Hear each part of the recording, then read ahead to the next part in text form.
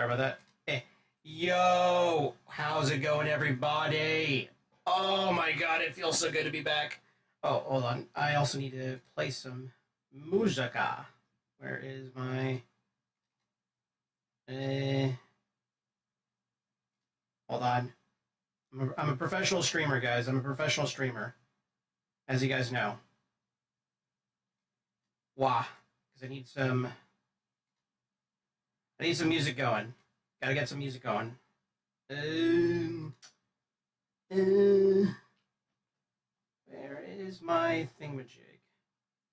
I am a total professional streamer, guys.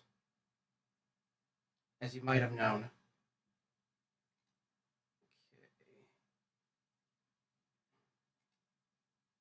Alright, got that going.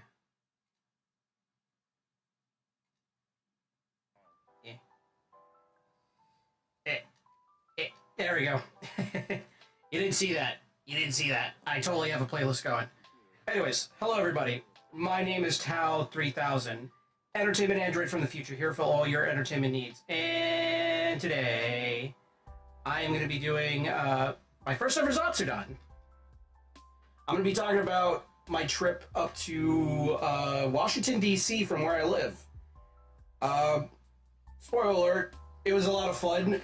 I had a really amazing time in Washington, D.C. First time ever visiting there. I'm probably never going to drive there again, though. I'm probably never, ever going to drive again. Hold on. You know what? Hold on. This is not patriotic enough. We need to make this patriotic as fuck. Where is VTube Studio? There we go. Okay. Now... I'm not mistaken, if I want to go ahead and background,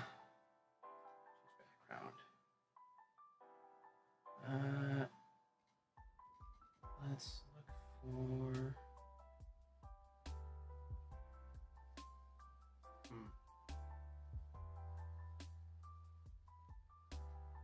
want to do this one? Nah.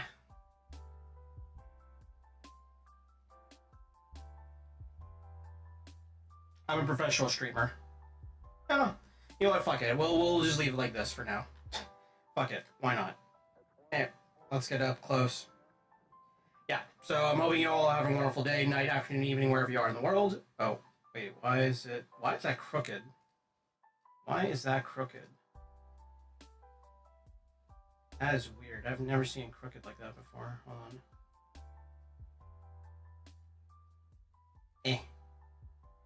Again, professional streamer. No. Oh god. What am I doing?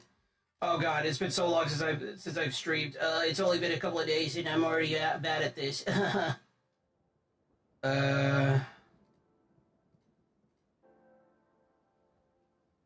okay, there we go. We'll just leave it. We'll just leave it in the void right now. We'll leave it in the void. Alright, yeah, so... to explain on how it went down with my trip, you know, preparing and all that stuff, I drove there, alright? And to drive there, it's roughly like, oh god, like 12 hours to get from where I live, in the state that I live in, to where my paternal unit, my father, lives. And it was not easy. I had to drive through quite a couple of states on I-95 to get up to where my dad is. So, yeah. The first day that I did that, the first day that I started driving out to my dad, I had to basically kind of like put it to an end preemptively because I got super tired because at the same time that the same day that I got everything and got ready to go, I had to work. I worked from like 7 a.m. to 4 p.m. And I didn't leave until like close to around 5 or 6. because I wanted to get my finger checks just to make sure that, you know, everything was looking good and nominal with my finger. So that kind of sucked. By the time that like I crossed state lines over to the first state that I had to go through, which was Georgia, yeah, I was exhausted. I was beyond exhausted, so I had to stay with my robot in a hotel. It was an okay hotel. Well, it wasn't like I was in a bad neighborhood or anything like that, but it could have been better. But it could have been a lot worse. So first day, not even like 3 hours in, I was already exhausted, and I just had to sleep because I was dozing off behind the wheel. I'm like, okay, I can't do this. Even if I stop by at every possible freaking gas station chain, like the really good ones, like Buc-ee's, there's no way in hell that I would be able to make this journey up there. So, yeah, I had to cut it with that. Technically, the second day, which is day one, that's when me and my robot we started driving proper. We got from Georgia into South Carolina, and we had a random ass encounter in South Carolina, which I thought was interesting. When we were driving through in the very early mornings, it was like a roughly, God, I want to say it was like around 7 or 8 in the morning. I remember driving down on the highway, right? And there was like an overpass that we had to like, you know, drive under. Right on top of the overpass was this gentleman, this dude who was like a cowboy, who wore a red, white, and blue like American flag like shirt. He had the jeans and all that shit, and like a hat, and he was on top of a horse. And what he was doing is that as everybody was driving, excuse me, as everybody was driving by, like he was fist pumping in the air, just like excited for some reason. I'm like, wait, what? Who the fuck is this? This freaking cowboy. He's just like up there on this bridge with his horse. Had a handlebar mustache and everything. Like he looked as cliche of a cowboy as you could possibly get, especially with like the handlebar mustache, and just fist pumping, excited to see all these people like driving. I'm assuming that he was probably excited because he knew that everybody was on their way to, like, you know, celebrate 4th of July or whatever. But it was just so bizarre that I'm like, wait, is that a cowboy? So my robot, he's like, holy shit, it is. So there was that. The rest of the drive up was kind of like uneventful. Every now and then, you know, me and my robot, we would take breaks. We would like stop by gas stations to, you know, just kind of recuperate, you know, recover, like stretch our legs, you know, and all that jazz. Anytime that we would stop, though, it was always to a very specific gas station chain that originated from Texas called Buc-ee's. You know what? Let me get a picture.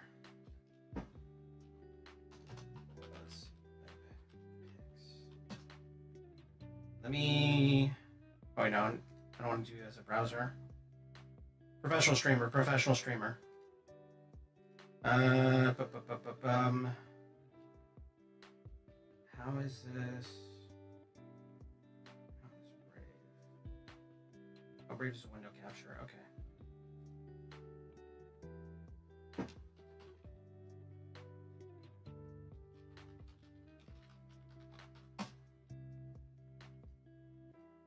Okay. Alright, so we got that. Let me go ahead and close this out.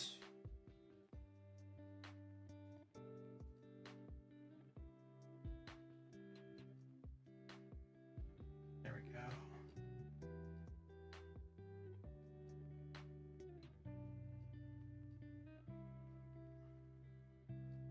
Alright, there we go. Alright, so I don't know if you know what Buc-ee's is. Buc-ee's is a gas station chain that originated from Texas, right? This is not gonna... hold on.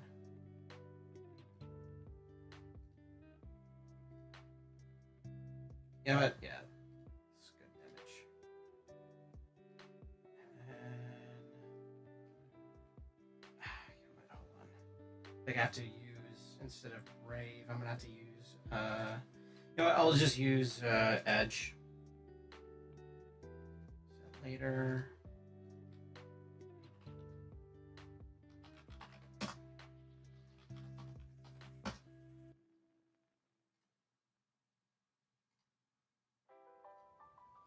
we go.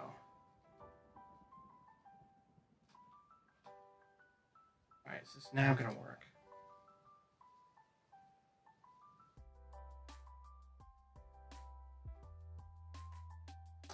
Nope, it's not gonna work.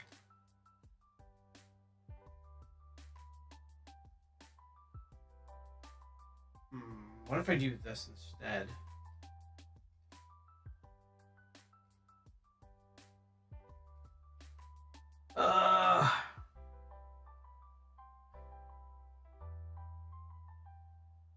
You know what, we'll do display capture. Alright, there we go. Alright, that's good enough. That's good enough. So, okay. Buc-ee's. Buc-ee's is an amazing gas station chain that originated from Texas. They're pretty much all over the south of the United States, I'm assuming, because they're spreading. Because there was like a few Buc-ee's that me and my robot we went through. They have really pretty good quality gas, and they have like a ridiculously long like chain of like gas station pumps. So you're never having to really worry too much about like needing to fill up, like on say like Wawa for example, or 7-Eleven or whatever. Nah, they got you covered with that. The inside though is pretty spacious, and they have like a whole bunch of different like stuff, not just like, you know, snacks and like drinks. They have like brisket. They have like full on like freaking brisket. Hold on. Inside Buc-ee's. Like, it's pretty insane. Like, this is what the inside of a Buc-ee's looks like. Hey, Vagrant, how's it going? You just missed the part where I mentioned about the cowboy random encounter. But I'm not just kind of explaining, okay, this is the one that's in Florida, right? But, like, they have, like, all of these freaking snacks and stuff like that. They have cookies, they have fudge, they make their own brisket, like, from scratch, sausage, turkey, sandwiches. They make their own jerky, too, which is what they're well known for as well. Like, the jerky that they sell at Buc-ee's is insanely good. So many freaking flavors. It's so delicious. Whereas the alligators, it's probably in the jerky. They're probably using the alligators to make the brisket, all right? But yeah, they also have their own soda brands and stuff like that. They have their own coffees, like very high quality stuff. It's freaking decadent. Like, Buc-ee's is amazing. If you ever come to the United States and you get the opportunity to go to Buc-ee's, I highly recommend it. And besides that, too, though, they also sell, you know, T-shirts, merch, and stuff like that. A lot of, like, country, like, you know, like, outdoorsman stuff. Yeah, no, Buc-ee's is incredible. Oh, and the bathrooms are super clean for a gas station. Probably one of the cleanest freaking gas stations I've ever encountered, which is insane. And the interesting thing, too, with Buc-ee's is, like, when you go in to the bathrooms. Hold on, let me see. Inside. Let me see if I can find a picture of their bathroom.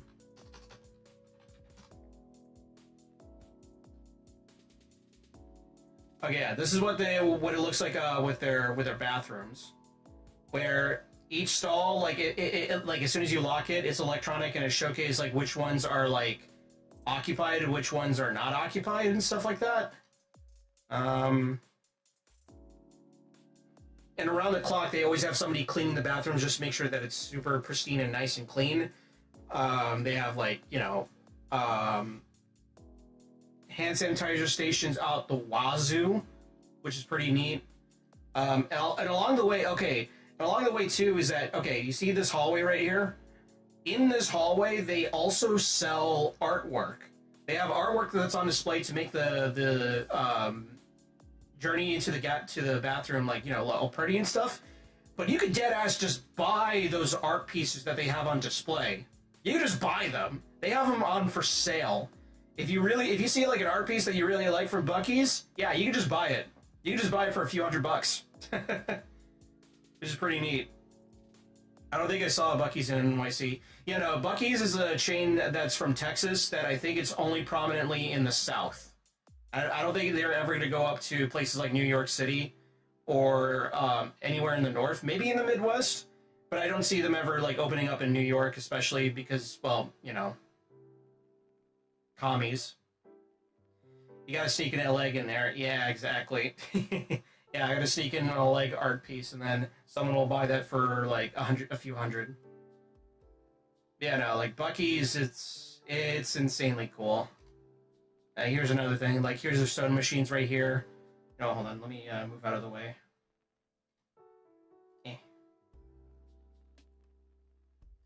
There we go. Yeah, they have their own hot sauces and stuff like that, their own barbecue stuff. Like, bro, Buc-ee's is insanely awesome. Probably one of the coolest, like, gas station chains I've ever been to, and I've been, like, anytime that there was an opportunity to go to Buc-ee's, me and my bro Bob would just take it.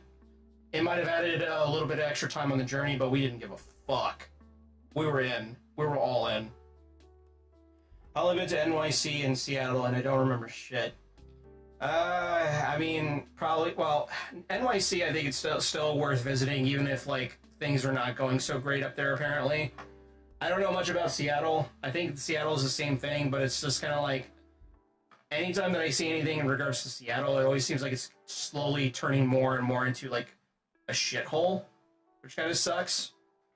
But, that's going to involve politics, and I'd rather not discuss that. So anyways, yeah, Buc-ee's is awesome. South's got some good stuff. But, okay, yeah. So, we left on July 3rd, and July 4th, we woke up super early in the morning, made our way through all the different states, went through every Buc-ee's. We went through Georgia, we went through South Carolina, North Carolina, went through, Virginia, which I used to live in Virginia, and I have a funny story in regards to that. I'll say that in a bit. And then we finally made our way into Maryland, right? I don't think we got to where our paternal unit lived until roughly 4 in the evening, I want to say, if I remember right. And first thing that we did after we unpacked everything is my paternal unit took us to an amazing fast food chain that's in Maryland called Hand Chicken. Hold on. Okay, there it is. Okay. There we go. Yeah, Hand Chicken. HN Chicken. I don't know how you say it. HN Chicken? Hand Chicken? I don't know. Ampersand? But, yeah, no, the chicken that they sell at this chain in Maryland, really freaking good. Super juicy. Super crispy. The mac and cheese is decadently, like, so good. Like, that mac and cheese right here, this mac and cheese right here is decadent. It's so freaking good.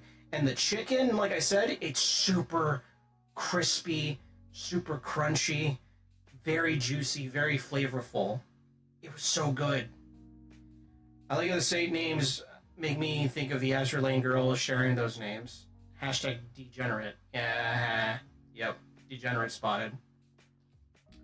Alright. So, yeah, we're in Maryland. Again, like, for the most part, the journey is kind of, like, uneventful. Outside of, like, that random-ass cowboy that we saw on the bridge, like, fist pumping. So, yeah.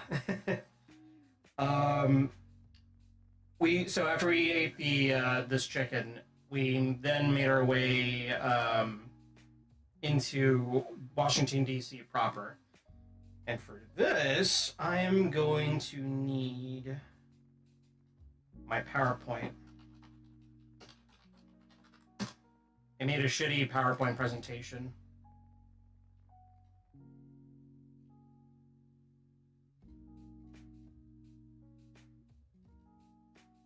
Now let me see if I can remember where I put it.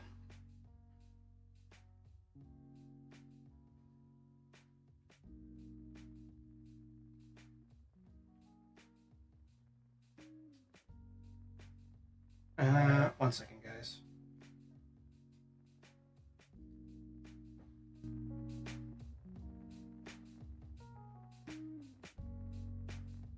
There we go.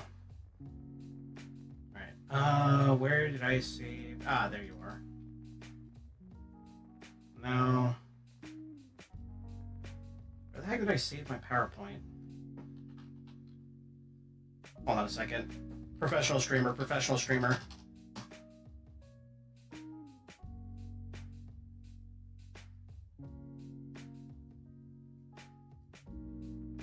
Okay, there we go. And then... where do I start it?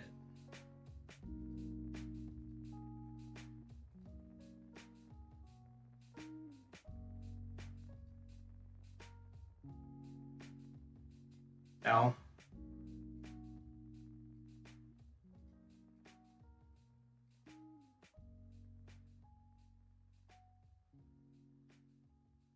Okay.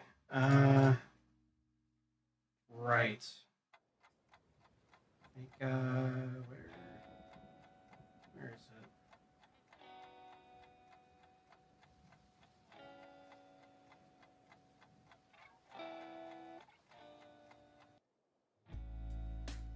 Again, I'm so sorry.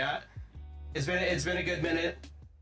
I will admit it's been a very solid minute since I've last streamed, so I'm still trying to like remember how to do things like a normal person. Where did I save this? Okay, so it's right there.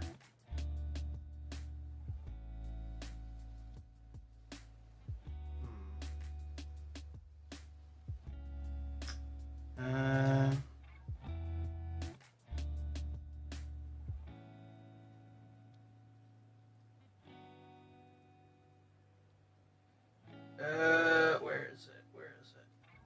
Is it media source? No, it doesn't. Let's save it as a media source.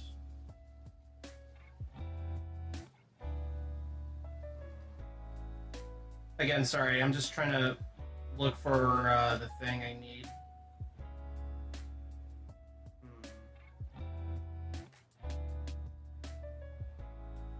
Can't wait for tomorrow. If you pull Marciano at all, I will shriek like the damned. 50 pulls and no gold, not even something crappy like 8. Damn, that sucks.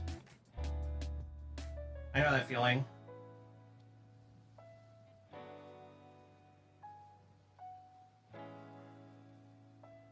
I had to pity for Cinderella. Okay.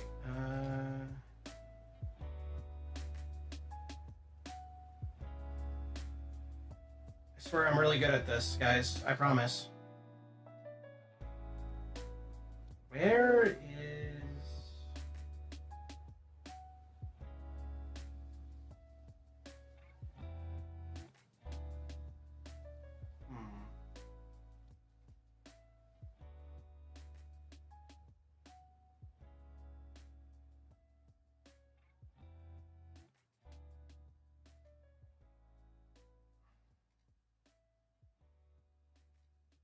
Okay. Well, I guess I'm just doing it like this. Yes.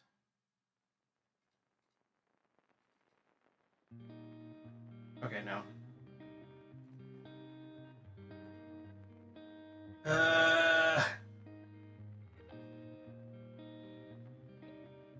Bah.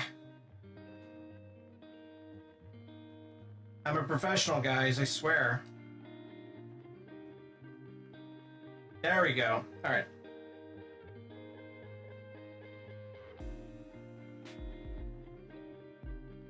All right, and then we...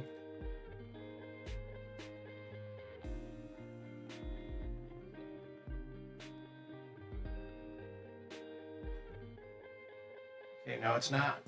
Come on. I really wish it would actually, like, pick up this and not... Hold on. I'm gonna have to figure out how to display a, PowerPoint. What source to use for PowerPoint? OBS. Display capture. Please hold. Okay, you know what? I haven't. You know what? I think I'm just gonna have to do is a display capture. Okay, yeah. I'm just gonna have to do it as a display capture. There we go. All right, you know what? That works. That works. I will not mess with it any further.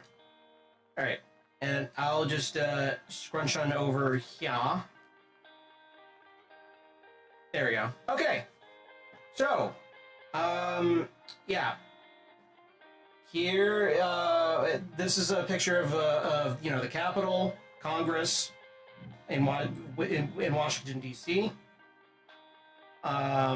This is when we... Okay, so I have to backtrack a little bit. The drive over into Washington, D.C., like, on 4th of July was pretty annoying because traffic was naturally heavy. Like, not surprising, right? Obviously, there's going to be a whole bunch of people that are going to want to, like, you know, be in DC for the fireworks and all that. So, we drive around, me, my paternal unit, and my brother, my brobot, are driving around just trying to find parking. And it is a bitch and a half to do that because, you know, again, 4th of July. So,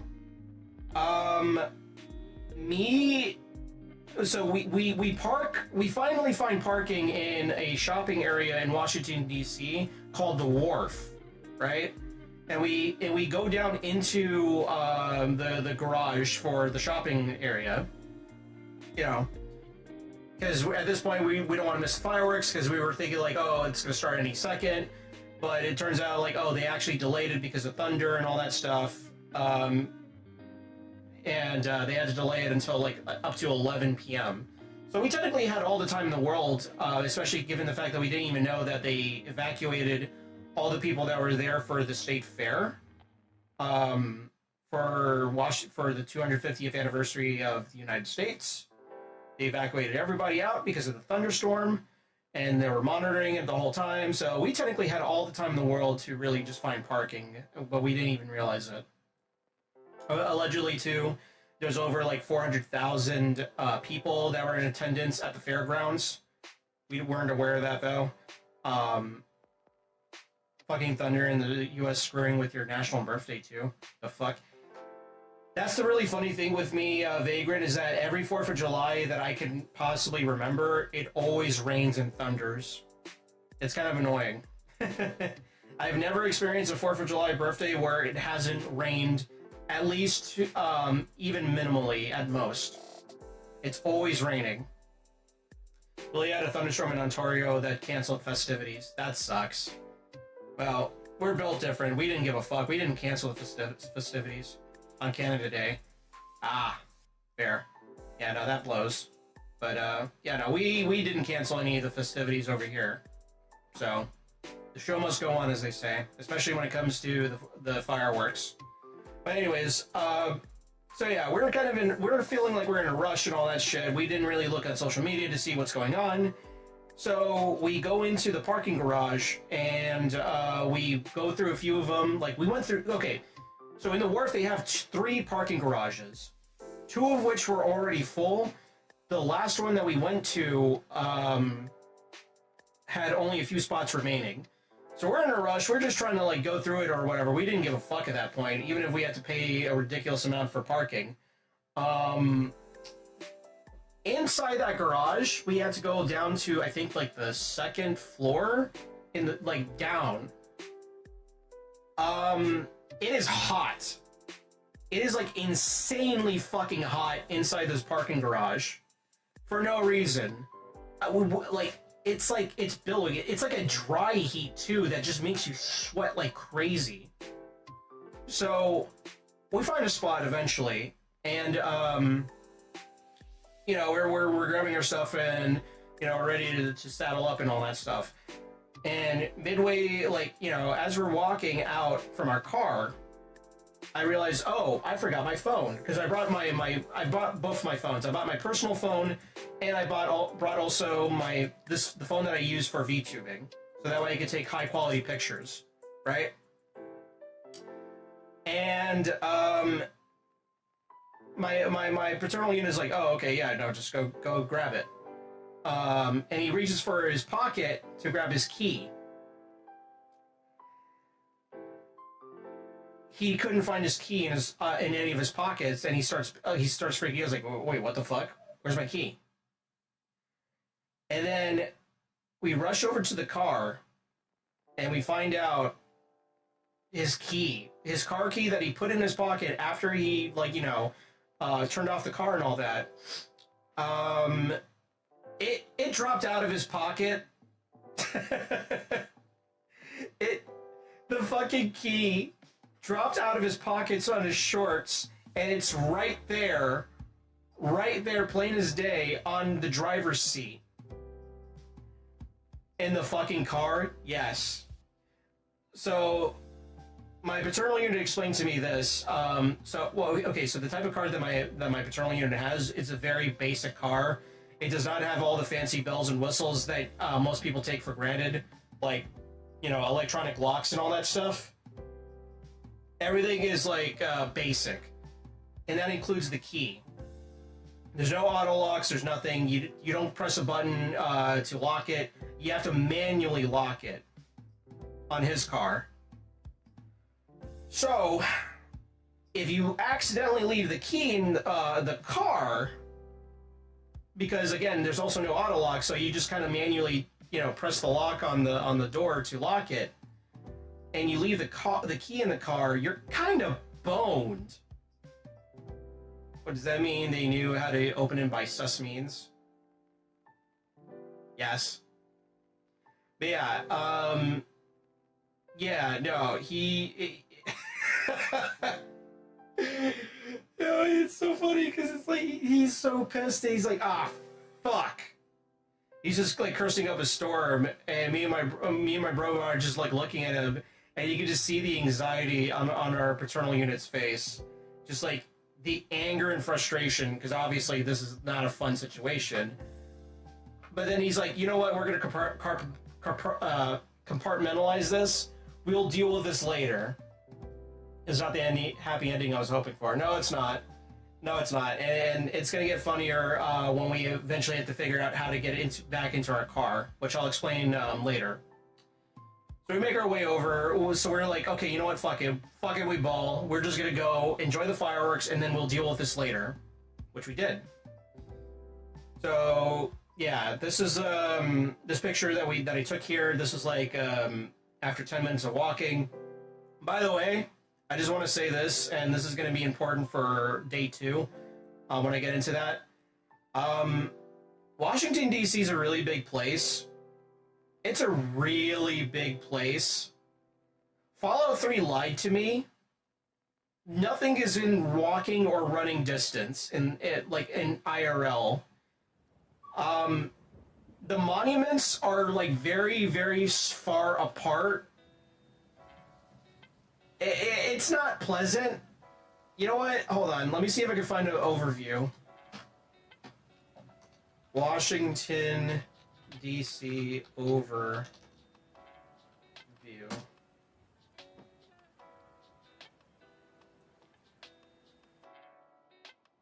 Okay, you know what? That's Bethesda for you. Yeah. So like, okay, take like this for example. You see how the monuments, like the Washington monuments right here and the Lincoln Memorial's right here? From afar, you'd think like, oh, okay, that's not too bad. No. From the Washington Monument to to the Lincoln Memorial, it's something like more than a mile, like far apart. You know what? Hold on. I'm just gonna look it up. How far is the Washington Monument from the Lincoln Memorial?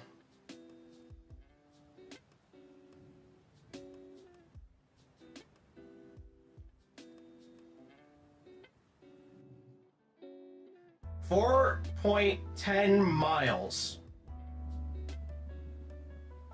So longer than normal due to sightseeing, haha. But yeah, 4.10 miles. That is not running distance. That is not walking distance. That it's like, if you want to go from here to over there, oh buddy, in the blistering heat as well of the summer where it's like 80 to 90 degrees or some shit like that. Oh buddy, you're ham boned. Even if you have all the shade in the world, no,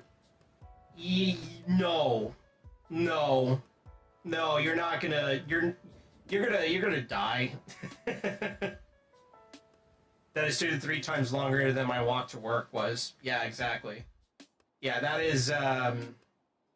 It's not pleasant. It's not pleasant at all. Nothing is in walking distance. Hence why they have a very comprehensive subway system, which I traveled through. But unfortunately, I didn't, at the times that me, my patrol unit, and my robot used the metro system in Washington, D.C., my phone, both of my phones were not on at the time, so I couldn't take really that many photos of that, unfortunately. But the metro system is very important for a good reason. If you want to get from wherever, outside of like taking the bus or taking an Uber. They also had like a whole bunch of electronic like rental scooters that you could use, and electronic bikes as well that you could use, which is pretty neat. I used to take photos. Your bro? No, I took photos. All the photos that you see were taken by me. Robot. Well, yeah, me and my robot, we both took photos. But the photos that you're gonna see are mostly for me. Alright, so anyways, so yeah. And this is what it looks like at night when we went to the Washington Monument on the 4th of July. They had, you know, projectors projecting onto it, freedom, like, you know, they had like paintings, like, you know, Revolutionary War paintings also projected onto the monument, which is really cool. Your phones was in the car, right? No, I had my VTuber phone, my streamer phone in my pocket, but I forgot my personal phone because I wanted to take photos as well, just like on the go, like live stuff like that. Because my streaming phone does not have cell data, so I wouldn't be able to take photos and share, but I can with my personal phone. Yeah, I probably should have clarified on that. Sorry. But yeah. I left my personal phone in the car, and oh god, we'll get into that in a bit. So, anyways, yeah, this is the Washington Monument with freedom on it, projected onto it. It was really cool. And this is what it looked like with the fireworks. Like, you know, prior to the fireworks, Trump did his speech, you know, honoring two Medal of Honor people, you know, a World War II veteran and a Vietnam War veteran. I was not there at the stage when he did that. I was all the way over here because there was like a stage that was like, I think it was in between, yeah, it was in between the Washington Monument and the Lincoln Monument Memorial, but I wasn't there for that. I was perfectly content with being at the fairgrounds, just watching the fireworks from there, which we had a really good line of sight with that, with fireworks as a backdrop. It was great. It was fantastic. There were so many people all around us, by the way. I don't know what it is with like people memeing that, oh, there's only going to be 10 people at the state fair and all that. No, there was like hundreds. There was like thousands even. There was like so many people just all around us, ready to watch the fireworks, ready to, like, you know, participating in the state ground thing, where like, you know, they have like all the different states represented, as well as like all the different departments of the federal government, which was pretty neat. And I can get into that in a bit when we get to day 3. Yeah, they did like a after Trump's speech was done. They had like a super jet, like a military jet, do a flyover on the Washington Monument, and then that's when the fireworks like kicked off proper, and it was breathtaking. At the same time that the fireworks were going on, they played a whole bunch of different songs. They played, that one song, how'd it go? Party in the USA. They played that. They played Sweet Carolina. They played November Rain. And every time you think, like, okay, the fireworks are done, no, it kept going. I, honest to God, think that the fireworks went on because, like, Trump's speech was pretty long and was about to hit time, like, right at midnight. He ended his speech at roughly around 11:45, 11:50. And then right after that was when the flyby happened and, that's when they did the fireworks. And then afterwards, the fireworks, I think they went on for roughly an hour. Like, it was super long. I couldn't even keep track of how long it took for the fireworks to finish. But, yeah, no, it lasted for a while, which was great. Before I go to fireworks to Alpharetta County Day when I lived in Vancouver, it sucked. That's the longest time. Yeah, no, like, it was insane. It was insane. Sorry, one second, I gotta check something. Okay, there we go. We're good. Alright, yeah, no, they played a lot of songs, which was awesome. All in all, it was a great time. And, yeah. Oh, wow, it's like thundering like crazy outside right now.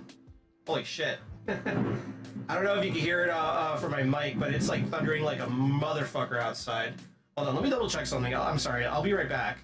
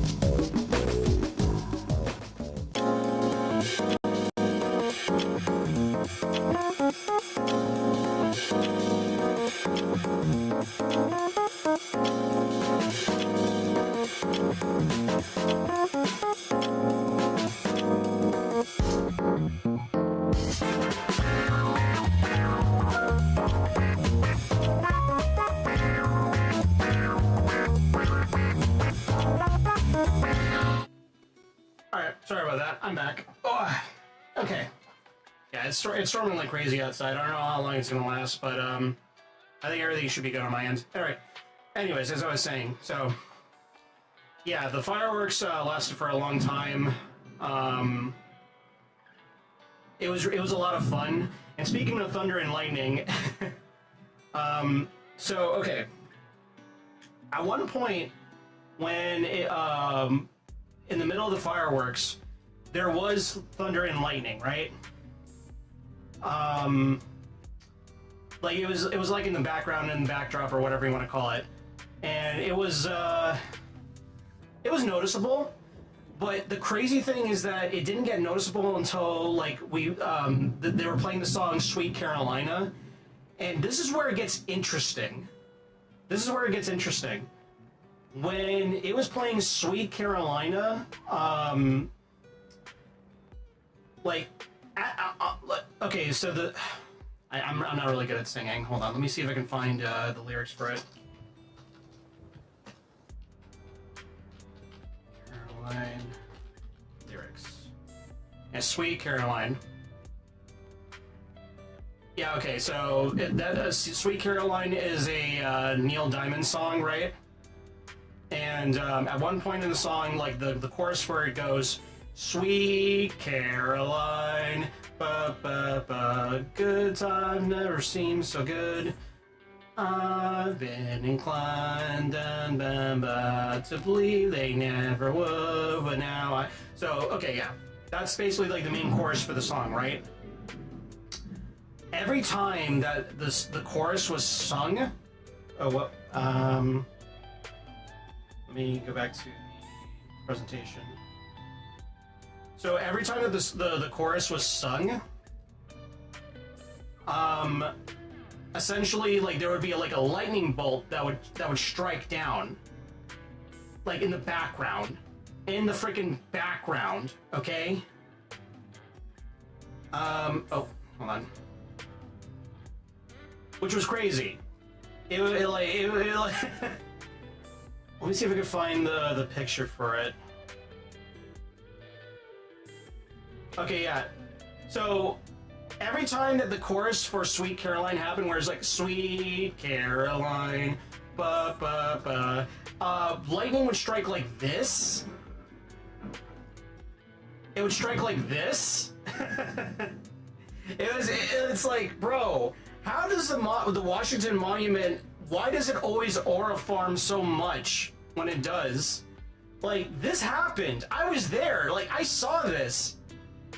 Like, this is like the second time the Washington Monument, like, aura farmed with lightning. That's crazy. Yeah.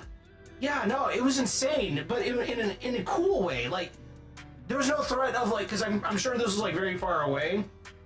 But it was awesome because every time that it happened, the crowd everybody around us would go crazy, like, yo! And, like, people were laughing, people were having a great time, you know, when every time the lightning struck down in the sky like this. It was incredible.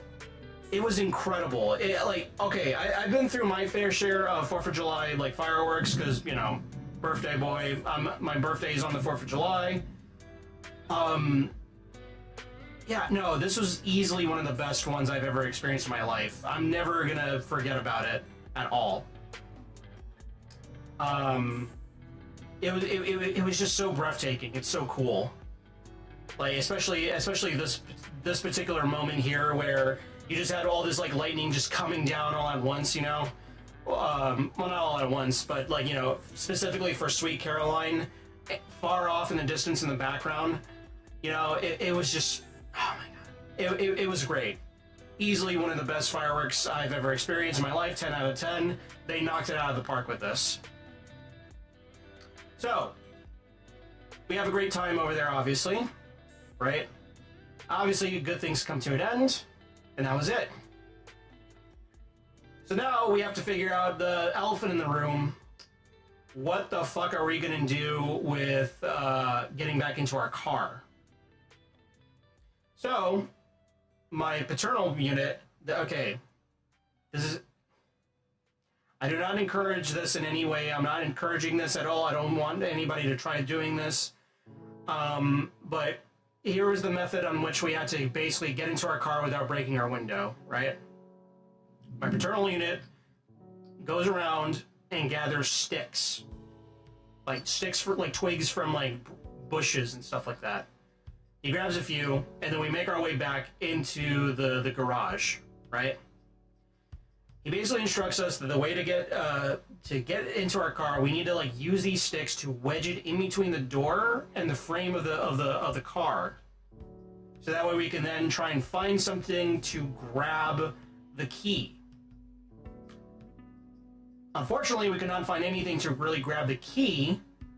You know, like not like a long stick to like hook it in through the loop or whatever and stuff like that. So that we still kept these sticks, but for later, which they are going to come into play later. So my dad, my paternal unit, my dad is just like, fuck it. All right, well, I guess we're just going to call somebody. So we tried to say we would call a locksmith to give us a replacement key for the car. They are not available at that time because it was like 2 in the morning by the time that we got back to the garage. They wouldn't be available. A locksmith would not be available to come to our location to give us a replacement key until like, I don't know, until like 9 or 10 a.m. and the following morning. So my paternal unit was seriously considering just bashing through the window, like the driver's side window, to grab the key.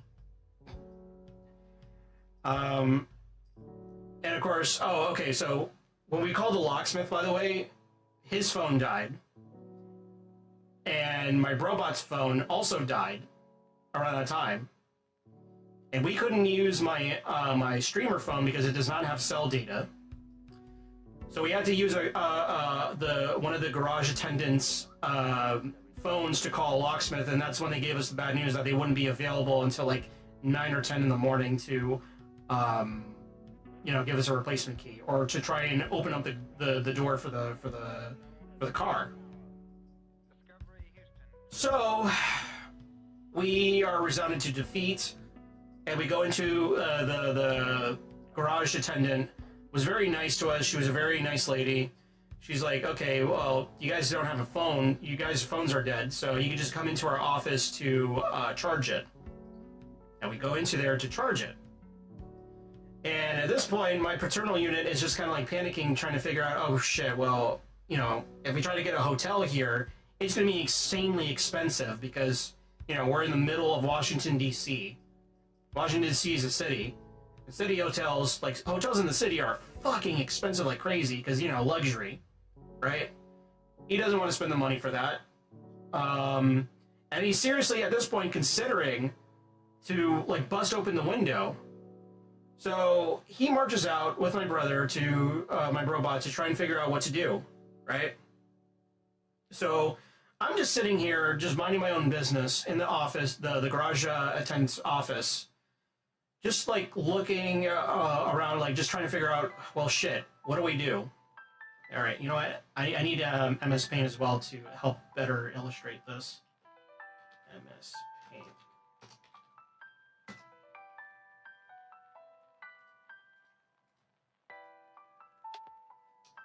Where are the...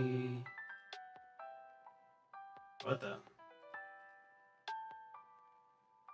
Where the hell are the tools?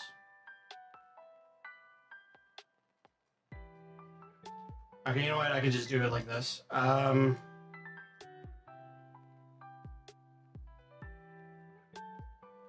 Yeah. Alright. So, I'm sitting in the office and just kind of like chilling, waiting, just to figure out, oh, well, shit, is he really gonna bust open the window? Because I don't think his car insurance is gonna cover that, I don't think they're gonna cover, busting open a window like that. So I sit down, it kind of almost in defeat, and I notice on the corner, like, okay, like, pretend that this is a corner of the room, and this is the door, and here's like the window for the office. They have like a desk right here and stuff like that.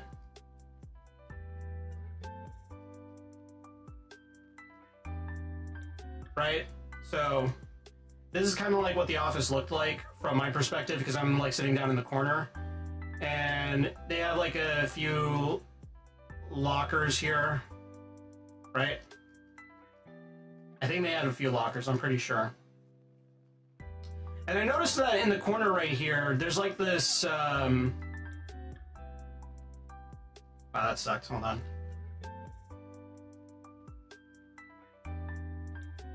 I noticed in the corner, like stashed in the corner right here, there's like this like metal plate thing that's on the floor. So I walk over to it and I look at it. It's like this, I don't know what it's for. I think it's like supposed to be a panel for something. It's basically like this, it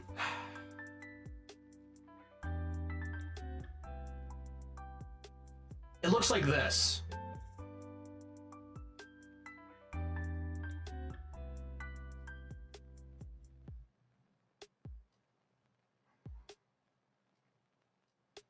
It's like it's like a half cylinder like panel thing that's very thin. And I'm looking at this and I'm thinking to myself, oh, you know what? We don't need those stupid sticks. We could just like wedge this, like the thin part. Hold on.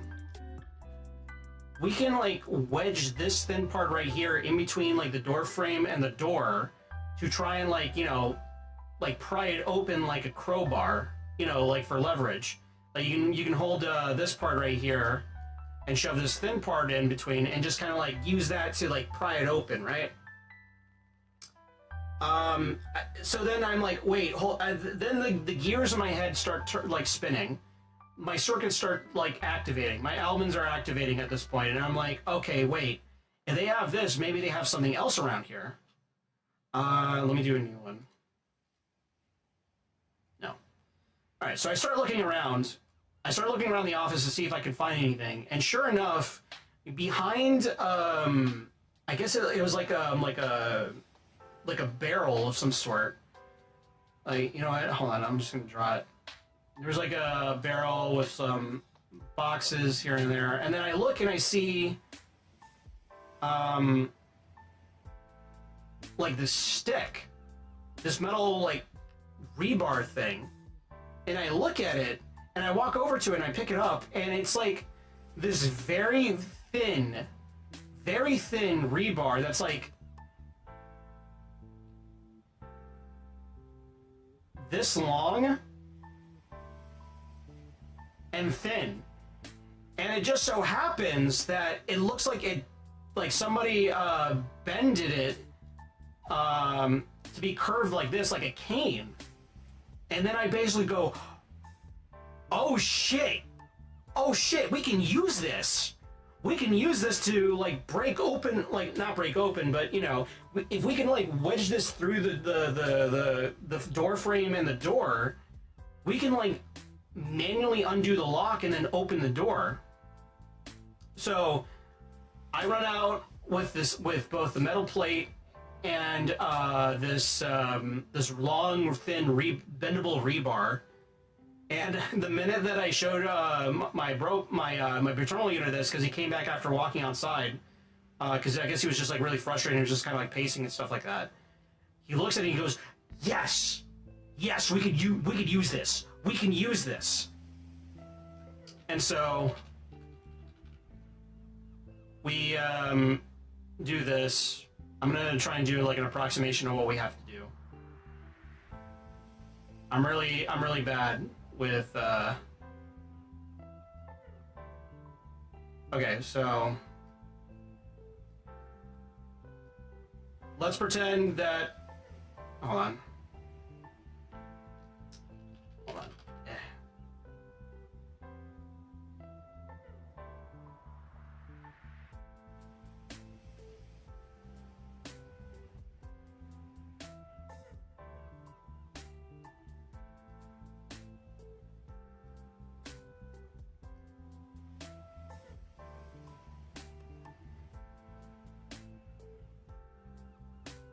Alright, I know this is a really bad Tal MacGyver 3000, exactly. We're gonna MacGyver this shit. So let's pretend that this is... God, I'm sorry. Hold on.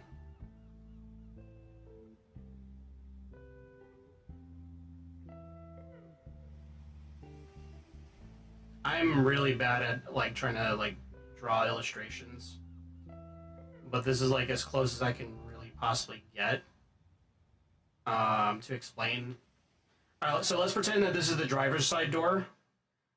You see right here, where I'm circling right here, this part right here. Essentially, there's like a gap in between the door. Like this is the car door, and the other parts of this. I'm just gonna do this for. Wow, that does not look like it makes any sense, but okay. This part right here that I'm pointing at is the frame, the door frame, right? And in between, like right here, roughly right here, there's a gap between the actual door and the door frame for the car. You can like slide your fingers in this gap just by a little bit, but not too much because there's not that much room. And you can kind of grab it and you can kind of pull the door, not off, but you can definitely like pull the door back enough to where it creates a small gap. And this is where the sticks come into play, all right? So let's back this up. So what you have to do, at least this is what we did with my patrolling unit's car. We took the sticks from earlier because he didn't want to use the metal plate because he didn't want to scratch up the car more than he needed to. So what you do is that you take like the sticks. They have to be very strong. You pry the corner open a bit from the door to the door frame, and then you shove the sticks in. You know what? Yeah. You shove the sticks like right here in the corner of the door frame and the door, so that way it always leaves a gap open to make it easier, because you can't hold it open like this. You can't create that opening forever, because, you know, it's metal, it's plastic and all that stuff. It's gonna, like, you'll be very tired if you do that. So you take the sticks and you wedge it in between the door and the door frame, right? And then, with the very long rebar that we grabbed earlier, you then need to basically, like, because, okay, hold on, I'm kind of bad with this. God, where are the tools?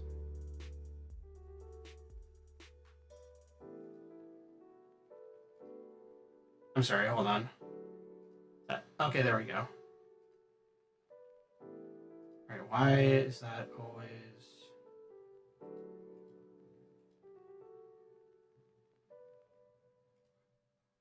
Yeah, we're not going to minimize the ribbon. I don't know why that's on by default. All right, so I'm kind of bad with this. The door opening is like, the door handle is like right here. So then, okay, anyways. So you take the sticks right... Hold on, let me make this thicker. So you put the sticks in like this.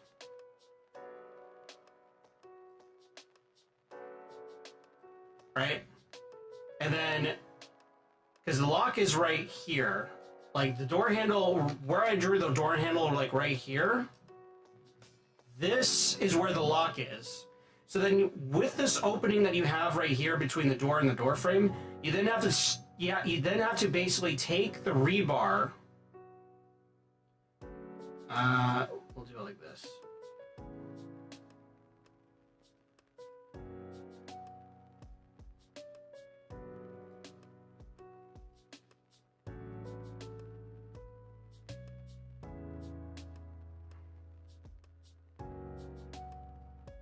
There we go. Once again, I'm not endorsing this in any way. I'm not trying to endorse methods on breaking through on cars or anything like that. This is just how we did it. This is just basically an explanation of how we were able to get into our car that night. Right? You know what? No, hold on. I gotta do it like this. Since this is non-Euclidean, if I do it like this.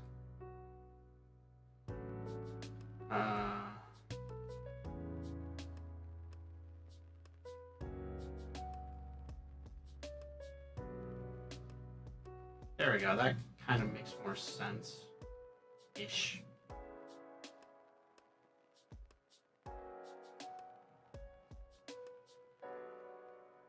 Yeah, okay, yeah, that makes more sense. There we go. Desperate 2 a.m. times call for desperate measures. Exactly. Exactly. So you take the sticks, in between, you put it in the door gap, so that way it makes it easier for you to then, like, save your strength, your finger strength, to then pry the door a little bit more, so that way the rebar can go in between the car door and the door frame. And with the bent part, like, how do I want to do this? Well, I'll do it like this. All right, the dots right here. This is like on the other side. So just pretend that these dots is still the rebar.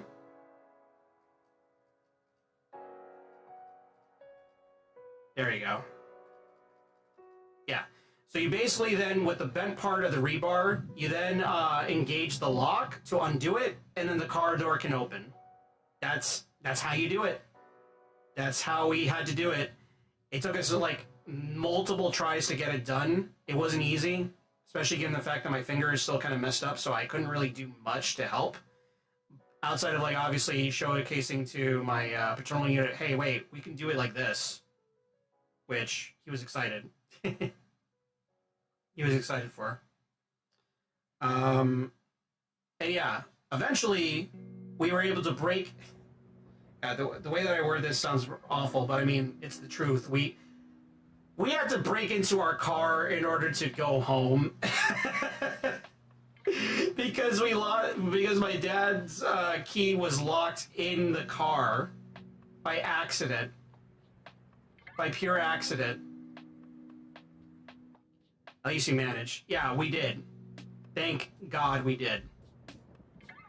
We were able to get in after we broke through without having to break through the window. So, we were very happy about that. We were very happy about that.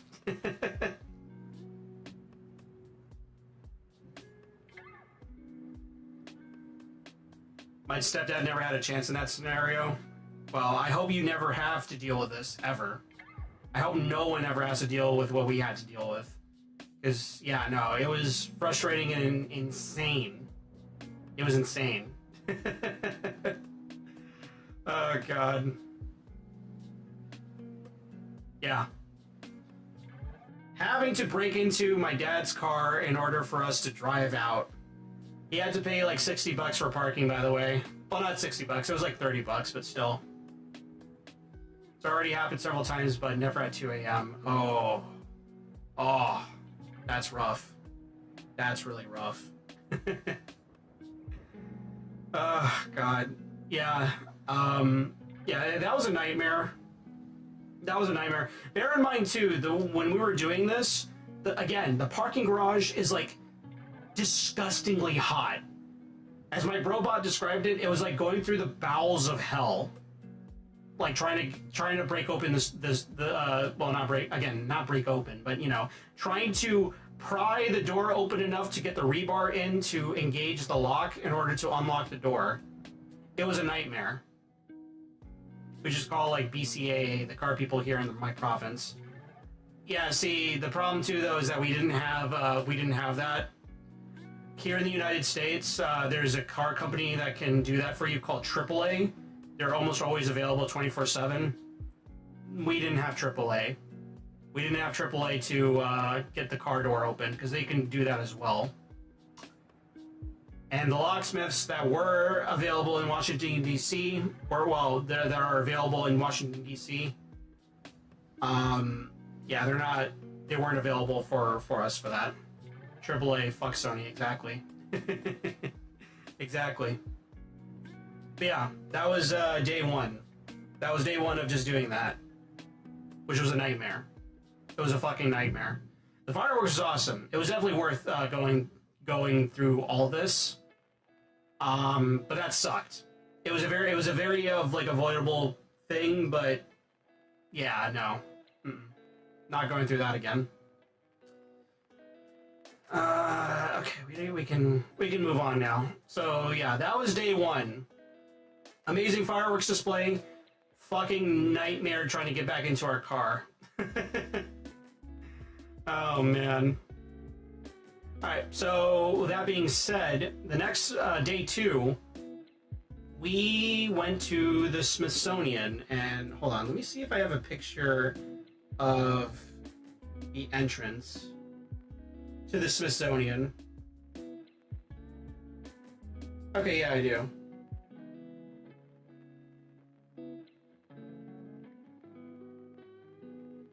Okay, yeah, I do. Cool. I can go ahead and...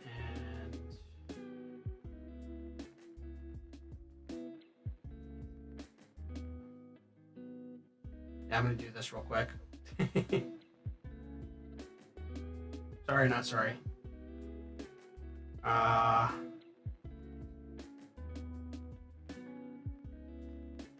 Hold on. Let me close this out.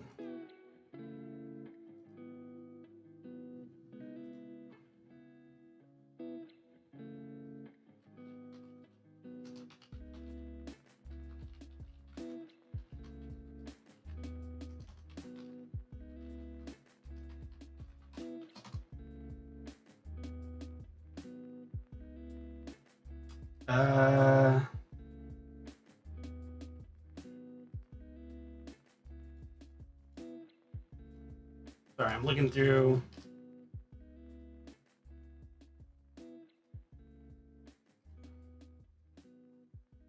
How many pictures that I sent to myself.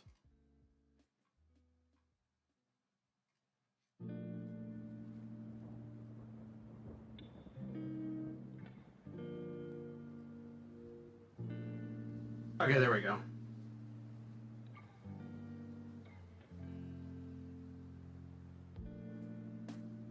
Do this.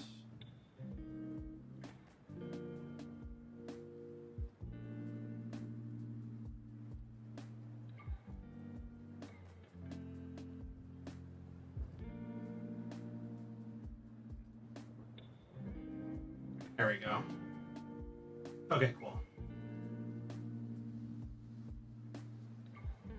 Roll ends and Taos come together in a community. You'll be the de facto leader, Mr. MacGyver. Yeah, exactly. Exactly. I will bring about greatness to the Taoists. Absolutely. Okay, I forgot to save this onto the PowerPoint presentation. Professional streamer, right? Anyways, yeah, so this is the entrance to the Smithsonian that we went into. National Museum of Natural History, or National Museum of Natural History. When you're walking outside, because it's ginormous, by the way, it's a really big museum. It's huge, right? As you're walking out, they actually have like some stuff on display outside.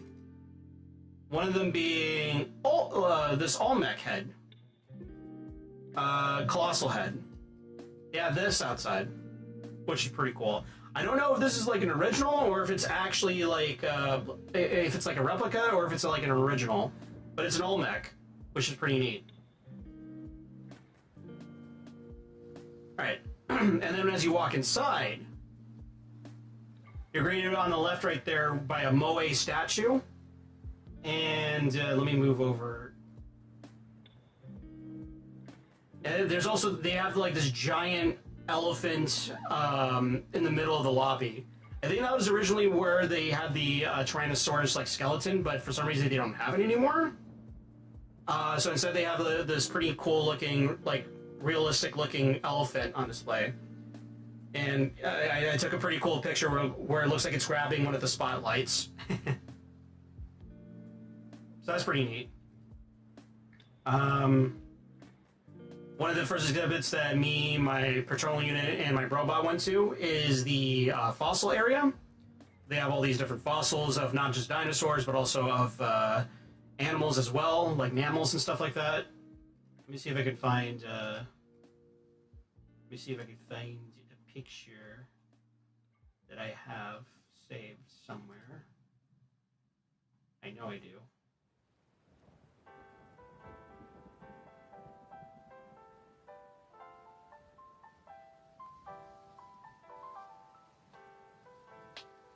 Oh, and by the way, for day 2, instead of like doing public parking, we parked somewhere very specific. I won't say where exactly for privacy reasons for my paternal unit. But we were able to go through the metro system, and we just did it like that instead. We went through the metro system and then walked over to the Smithsonian, which was pretty cool. That one place, yes. Did I not save this picture? Hold on. I thought I did. I actually have like a picture of this three-toed sloth that fought the fossil that was pretty cool.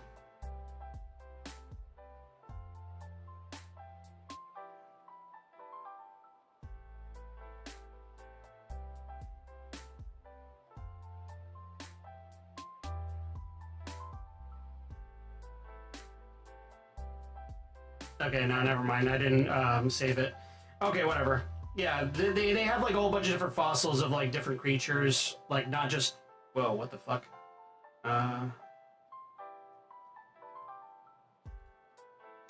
Okay, there we go.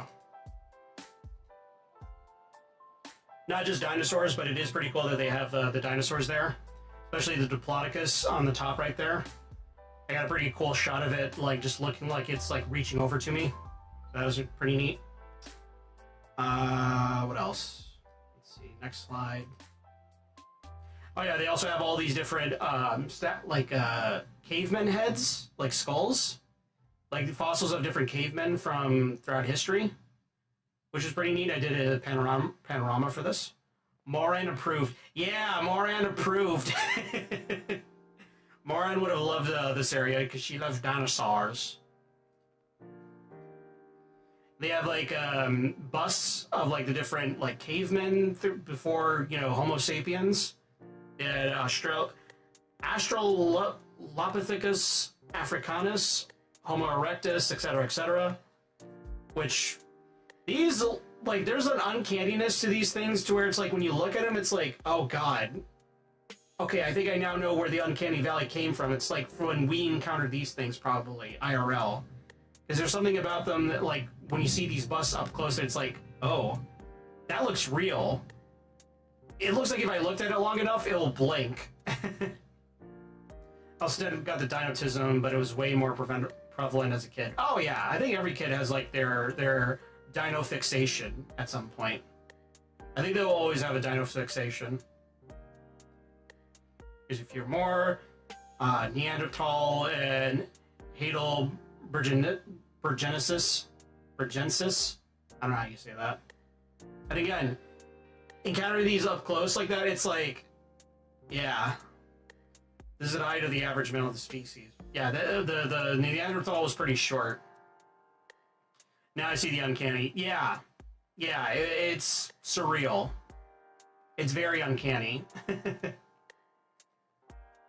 Oh, and they have like a in the area where they have like a bunch of like animal bones on display. They just have mummies. They have like a full-on mummy in the Smithsonian that you can check out. Some artifacts from, like, you know, Egypt. God damn it, I'm gonna have to stream Serious Sam again.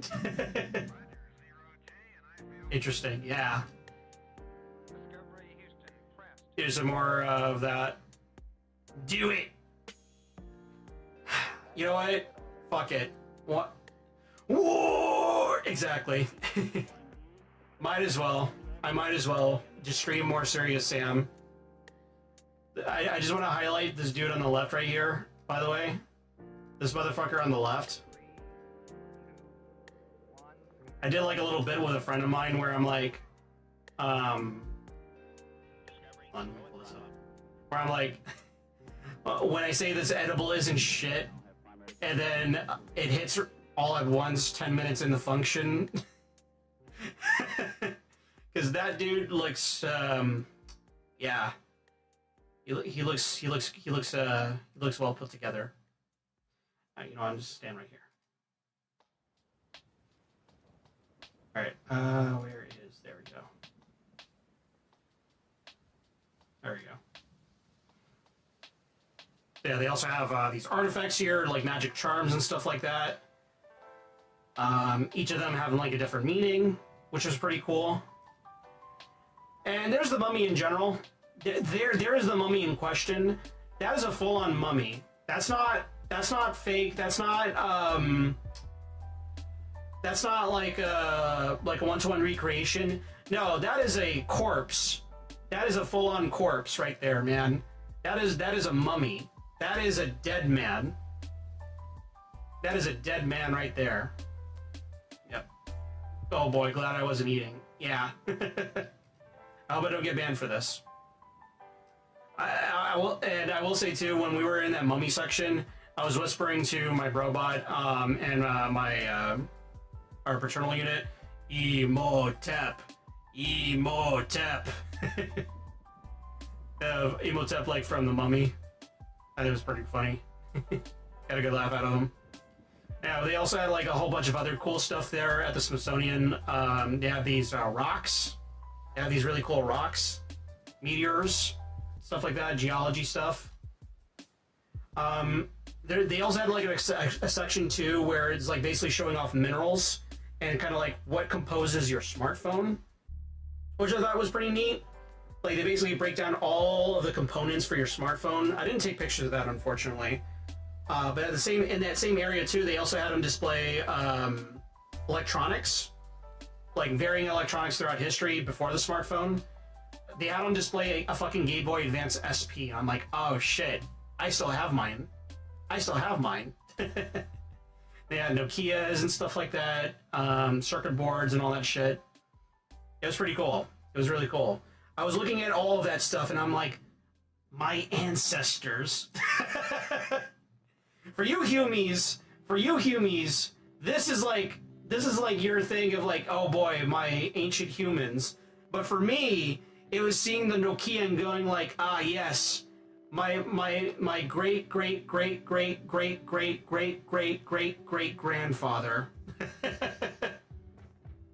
Yo, hold on. Let me see if I have a picture of that. I'm pretty sure I did take photos of some of the Nokia stuff. Hold on. I'm gonna have to turn off my webcam for a second.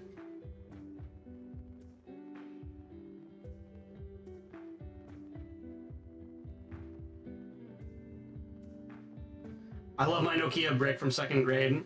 Same. That shit was invincible, by the way. There was no way you could ever break it.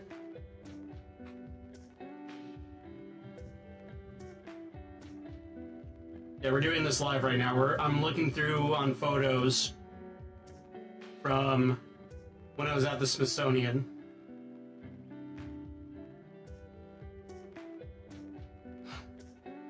Let me see.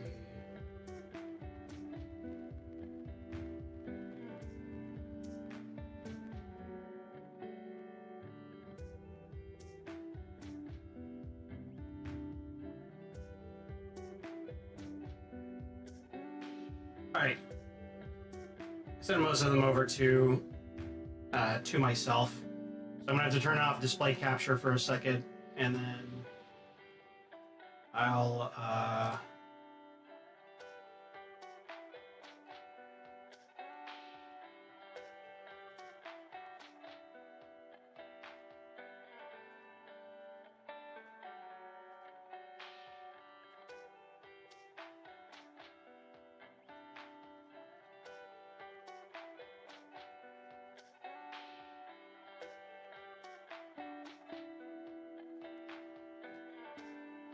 let me see.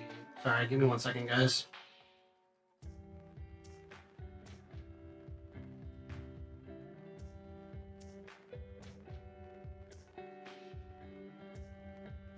This is admittedly really freaking cool. Oh yeah, and they also showed like what's behind the components for like a cell phone network and stuff like that.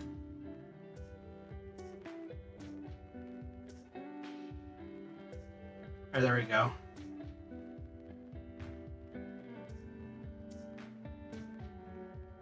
I still had a case on mine. It was admittedly more for style than offering any protection because it was like a flimsy fabric with Velcro. Well, yeah, the Nokia is like, you could use that as like bulletproof, like armor, and you'd be fine. Like, there's no way that you could bust open a Nokia, man. Nokias are invincible. title card. All right, here we go. All right, so here is the Nokia display thing that they have. It was like constantly rotating. Actually, I don't even think it's like all Nokias. I think it was just like handheld phones. Just random handheld phones spinning. I guess like the whole point of it is just be like, oh shit, I have one of these. I had this model back in the day. You know? Here's another angle of it. Smartphone used around the world. Oh yeah, and here's a chart right there of just like showcasing which countries used the smartphone the most. And according to this, China by 27% of the entire population of humanity. Yeah, look at all that. Blackberries, flip phones. Oh man. It's crazy.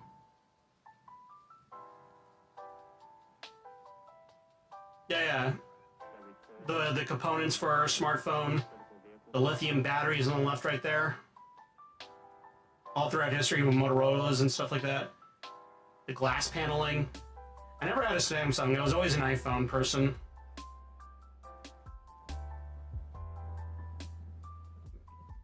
Zoom in on that. Yeah, the housing, circuit board. This is what the inside of my head looks like, by the way. If you didn't know. Oh, that's upside down. Oh, god damn it. I think I closed something.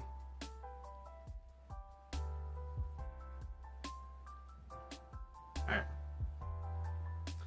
Oh yeah, and this is how they were showing off, like, oh, here's the different components of a phone, and here's the history of them, you know? Copper, for example. Copper knives right here. And then, neodymium.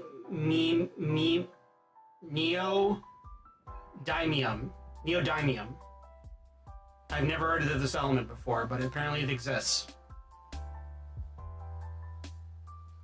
Is the inside of, like, you know, a phone network, like, you know, the database or whatever you want to call it, data bank. Ah, here we go. And here are like all the things, like handheld devices before cell phones.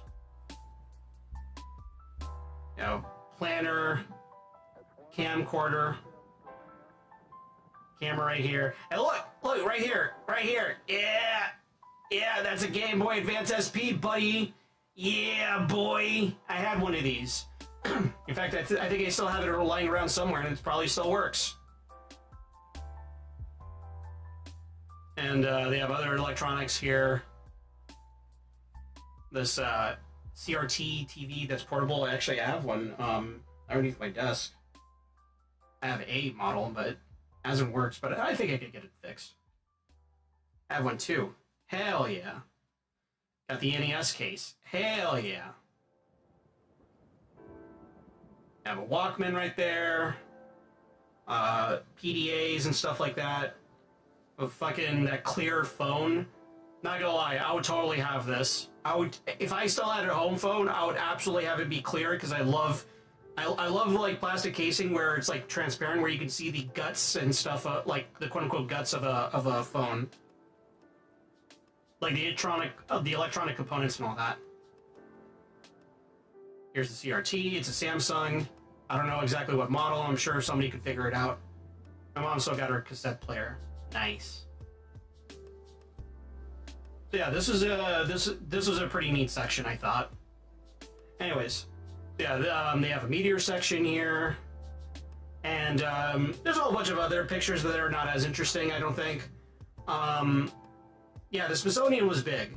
I don't think we looked at all of it because by the time we got there, it was getting close to closing anyways. But the Smithsonian's awesome. If you're ever in Washington D.C., I highly recommend it. Best part too, by the way, it's free. You don't have to pay for a ticket or anything. You can just walk in, go through security to make sure you don't have any weapons or anything like that, and you're good. You're good, man. The Smithsonian rules. I loved it. So anyways, after we got done with the Smithsonian, we decided to go over to the Washington Monument, and I wanted to go check out the Lincoln Memorial. Once again, I found out the hard way that, yeah, no, that is not an easy walk, especially when you're in the middle of summer heat, where it's like 90 degrees outside. But we still pulled through.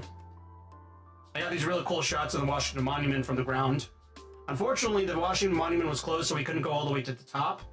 But I'm pretty sure you have to pay for that anyways. Still, it was really cool. And here is the Lincoln Memorial that we went to. Got this really cool shot with the sun coming off the corner like that. Again, it wasn't an easy walk because you have to go up all these stairs here. And there he is. There he is. There he is himself, Mr. Abraham Lincoln. In this temple, as in the hearts of the people for whom he saved the Union, the memory of Abraham Lincoln is enshrined forever. Yeah, it was awesome. It was awesome getting out to be here because I always wanted to visit it. Yeah, you know what? Fuck it. I'll go ahead and read his Gettysburg Address. But we need some more appropriate music. Hold on.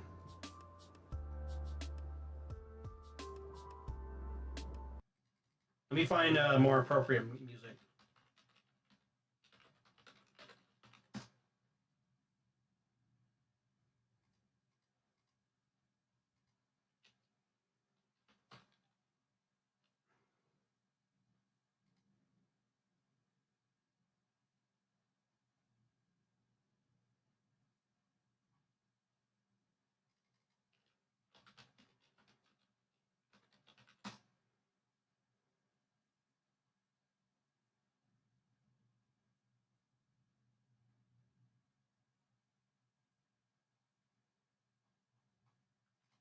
Sorry, hold on. Royalty free.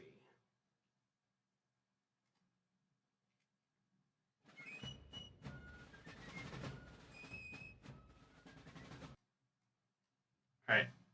There we go. Let's see.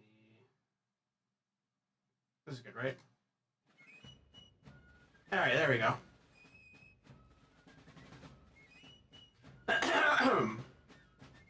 Oh, let me get the display capture going. There we go. 407 years ago, our fathers brought forth on this continent a new nation conceived in liberty and dedicated to the proposition that all men are created equal. Now we are engaged in a great civil war, testing whether that nation or any nation so conceived and so dedicated can long endure. We are met on a great battlefield of that war.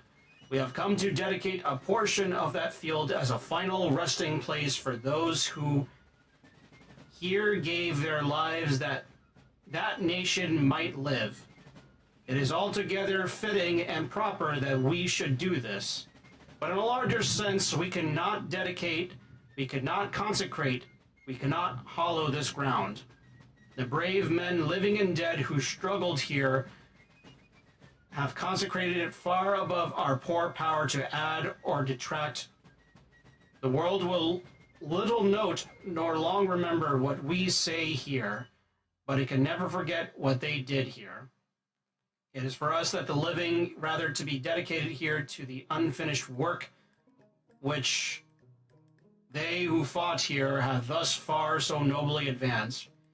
It is rather for us to be here dedicated to the great task remaining before us, that from these honored dead we take increased devotion to that cause for which they gave the last full measure of devotion. That we here highly resolve that these dead shall not have died in vain, that this nation under God shall have a new birth of freedom, and that government of the people, by the people, for the people, shall not perish from the earth. Yeah, I did it. I read the Gettysburg's Address. Yay! Good shit. Alright. Amen. Indeedy. And they also have this mural as well. I believe this is his second inaugural address. Should I go ahead and read it? Holy moly. Yeah. Holy moly indeed. Should I read it? Do you want me to read it? It's a long read. It's a long read, but I'll read it. I'll read it if you want me to. Nah. Okay. Fair enough. Yeah. It was pretty neat. Yeah, this is the view from the Lincoln Memorial out on the reflecting pool and the Washington Monument. Yeah, it was an incredible view. It was a really good view. It was worth it. It was worth enduring the heat, going miles and miles and miles and miles. Well, it wasn't that far, but still, 4 miles. Not easy. Not an easy walk, especially in 90-degree weather or whatever, or however hot it was that day. But it was worth it. It was worth it. 100%. Alright. We can now cut it with the boomer tunes.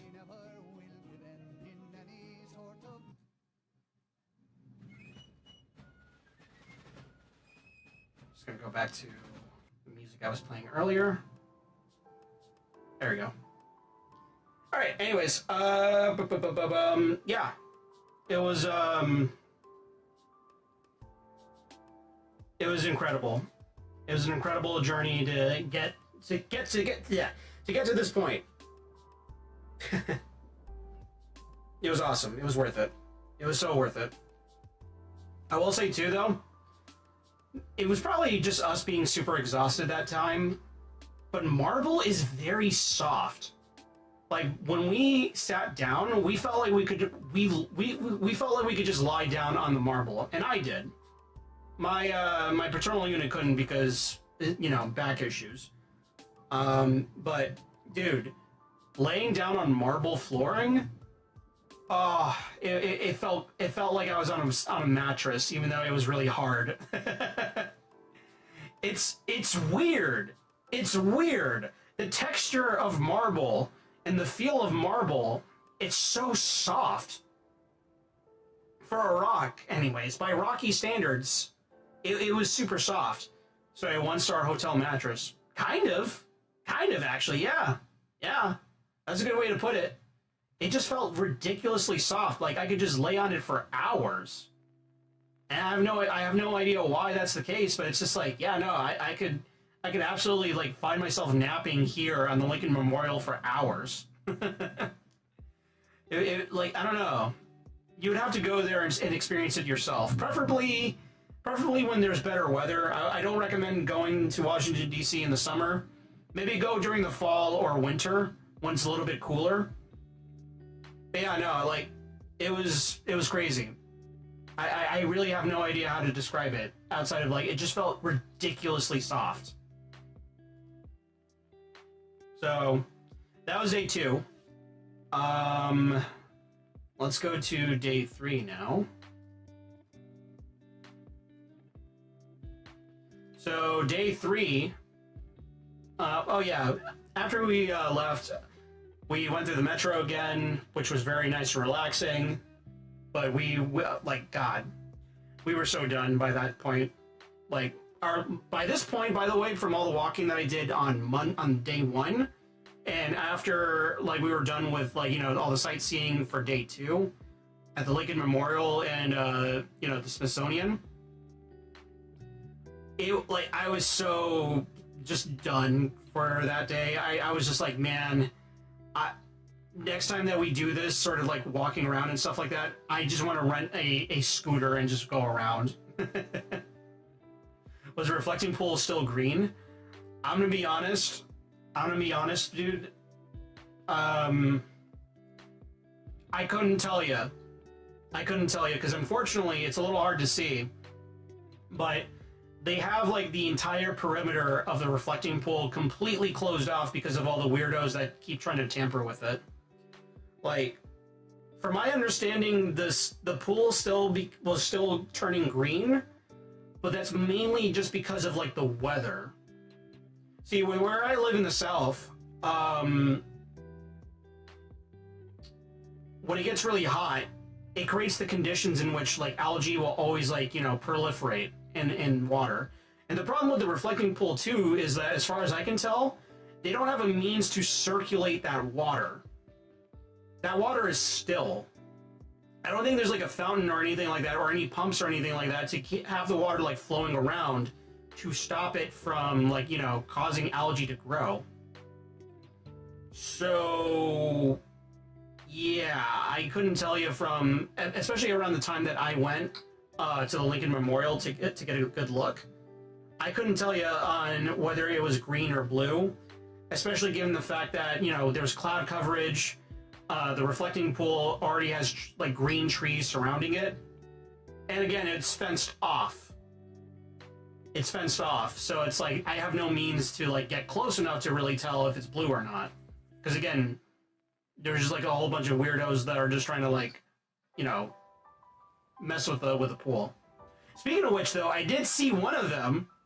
I did see a pro-algae protester, not in the vicinity of the Lincoln Memorial or the reflecting pool, but it was like an older black woman who was holding up the sign on a street. I don't remember the exact street, but I'm like, oh man, because my phone was dead at that point. I was bummed because I would have been like, dude, I want to take a selfie with this person. I want to take a selfie with this person that's like pro-algae. It's so stupid. It's so absurd and stupid. It's like, man, I don't think you have to be even political to even understand on the absurdity of the whole thing of just like all these people being pro or against like algae for the reflecting pool, because it's like, yeah, the algae is going to be there because, well, you know, the conditions are not that great. And yeah, it's not a great design, but the reflecting pool was made like way in the past. So it's like, I think it was made before they even had the technology to, you know, deal with it. And it's kind of funny too, though, because like adjacent to the pool is a pond, like a really big pond lake thing, where there's like natural like lilies growing off of it. You know, there's a whole bunch of ducks that are swimming in it, and it's green. It's obviously green because of all the algae and all that stuff in there. But I think they have a fountain there now too to kind of help circulate the water, and it looks nice. It looks nice, and I'm thinking like, you know, if they did like a living pond thing with the reflecting pool, I think that would look just as nice. I don't know. I don't know what my opinion is on the reflecting pool thing, whether it should have been like left alone as is, or like, you know, if they deserve to make an effort to make it look nice. I mean, I'm kind of in the opinion that, hey, if you can make it look nice, that's great. If you can make it look nice and pretty, especially given the fact that this is the 250th anniversary of the United States of America, sure. Why not? Why the fuck not? Why not make it look good? So, I don't know. Yeah. Oh, also, shout out to, you know what, hold on. I need to find the tea place that me, my brobot, and my paternal unit went to in Washington, D.C. Well, let's see. Washington, D.C. Boba tea. I'm trying to remember the name of the place that we went to for boba. Oh, we didn't actually get boba, now that I think about it. We just got like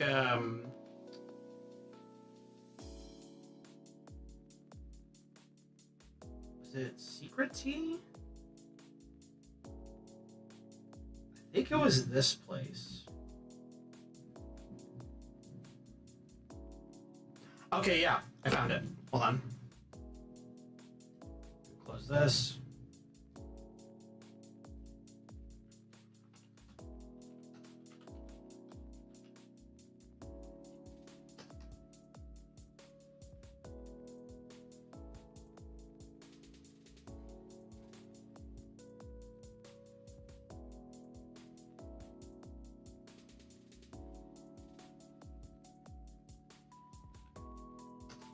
Washington, D.C.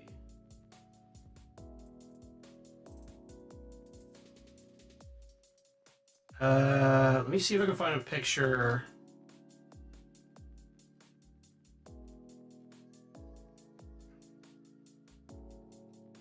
Okay, here it is. If you're ever in Washington, D.C., There's this place here called Secret Tea. Spelled like this. Secret Tea. I highly recommend checking them out. I highly 100% recommend checking them out. Their teas, fantastic, phenomenal. You know what? Hold on. Let me see if I can find a menu too. Oh, maybe it's on the. Maybe they have a picture of the menu.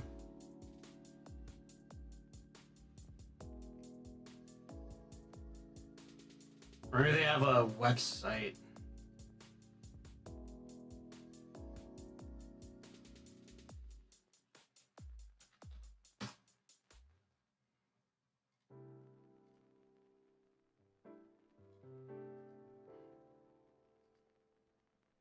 Okay, they have a, that's cute. They have a, Instagram. Let me see if they, son of a bitch. I have to sign in. I don't have a sign in for that. Okay, yeah, there we go. Yeah,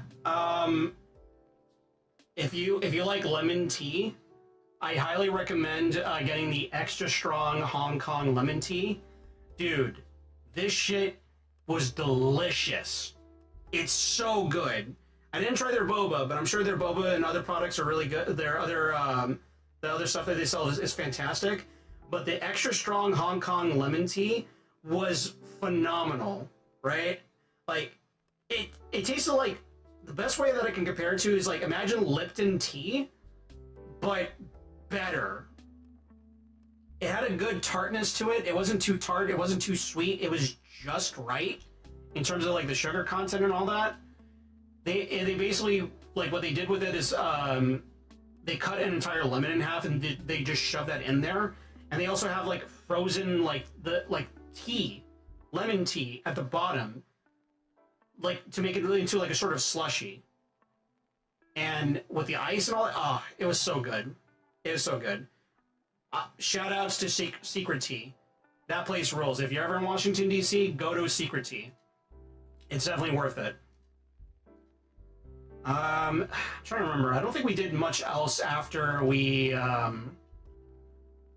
went to the Smithsonian and the Lincoln Memorial, and then we had that tea. So that was day 2. We went back home. You know, watch TV. I watched a little bit of X-Men and stuff like that. The X-Men cartoon is really good, by the way. I highly recommend it. And that was it. That was it for day 2. Day 3, we just kind of like spitballed it in terms of what we wanted to do. We decided to go to the Smithsonian National Zoo and Conservation Biology Institute. Yeah, we went here. Actually, hold on. Let me do a window capture.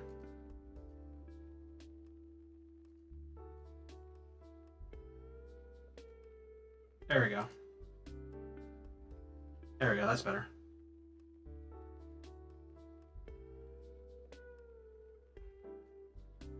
So yeah, we went to the Smithsonian Zoo, which is pretty cool. And I don't have like anything saved like in the exact order, so it's just gonna be completely random as I go along through this. When we went in, we immediately went through the Asia Trail. We saw some pandas. Lazy fat fucks. Literally me, for real, no cap. Hold on, let me see. Is this our slideshow? That's cool. Yeah, that's nice. Okay. Yeah.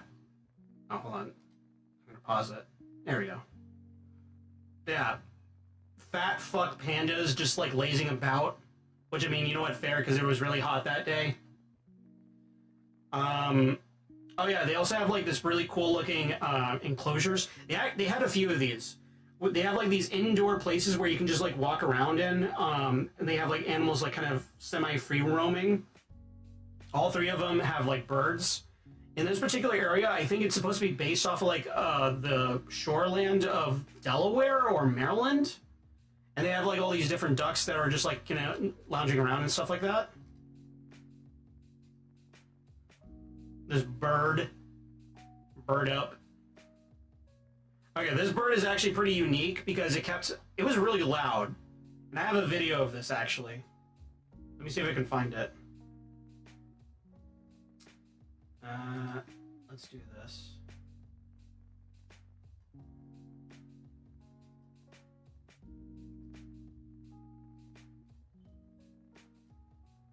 He was a goofy little bird. I'm gonna have to cut off the music for a sec.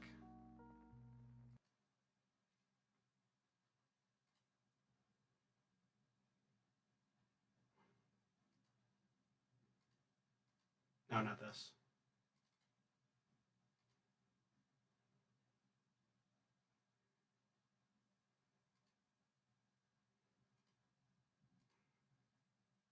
And we'll just keep it like that. All right, we'll just do a display capture. So yeah, this bird was loud, and it just kept like making like this distinct call, but it also made a very unique call that made it sound like a fucking fire alarm, like a smoke detector. Like, you know how smoke detectors, when their batteries are low, they make that weird chirp sound to make you, like, you know, change out the batteries. Yeah, it was just doing that.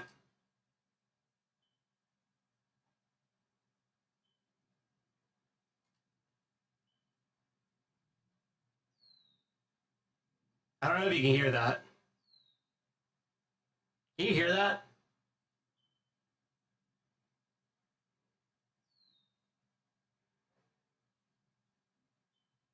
I have no idea if you can hear that or not. Because you just kind of now realize, hold on.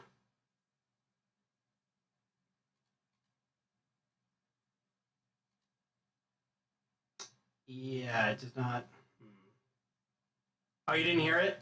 All right, hold on. Let me see if I can. Oh, you know what? I could just do this. I'm dumb. I probably want to make sure that this is like very like low volume though, because it is loud.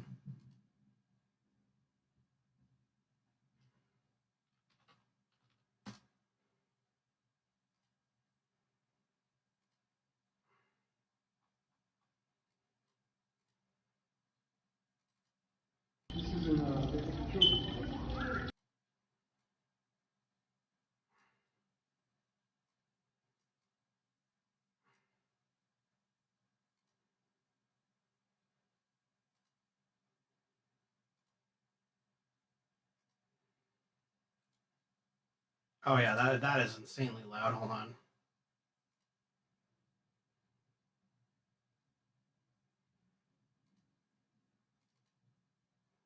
Oh yeah, I'm gonna have to put a limiter on that.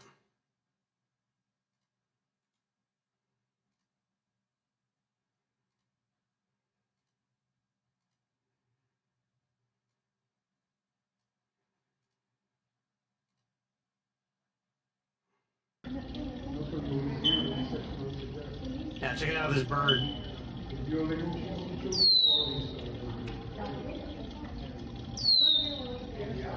This bird was loud. Sounded like a fucking smoke detector. It's pretty cute. Cute little guy.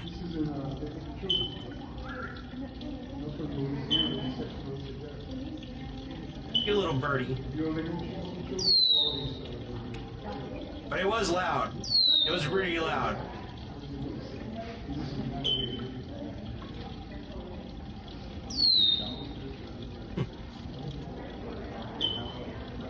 I have no idea if you can hear it still. I'm pretty sure you should be able to.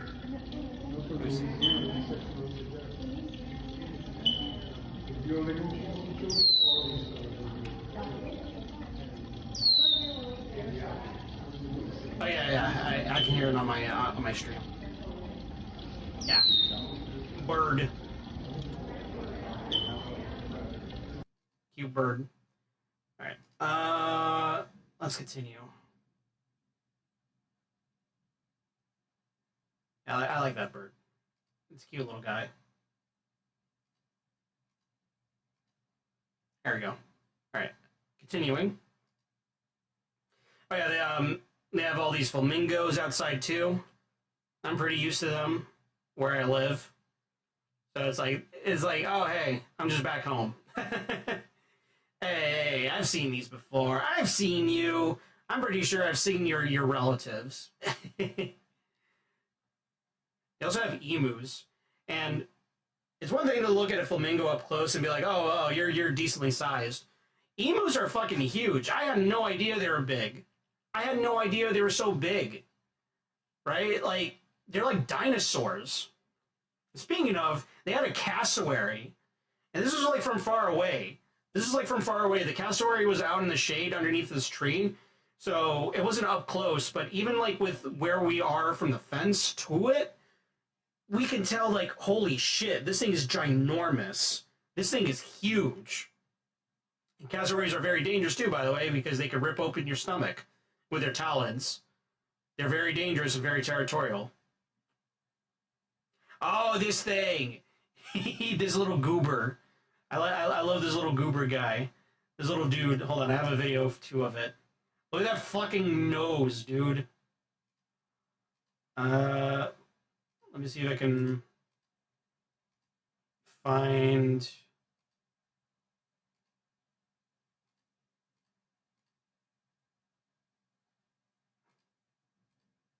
Hold on, I know for a fact that I have a video of this little dude.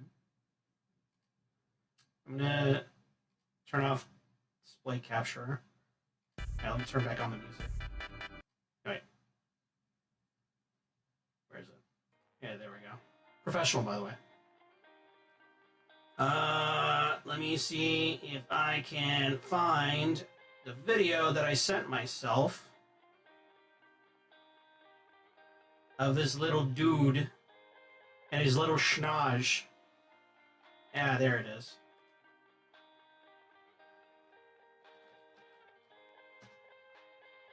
Alright, we'll save that.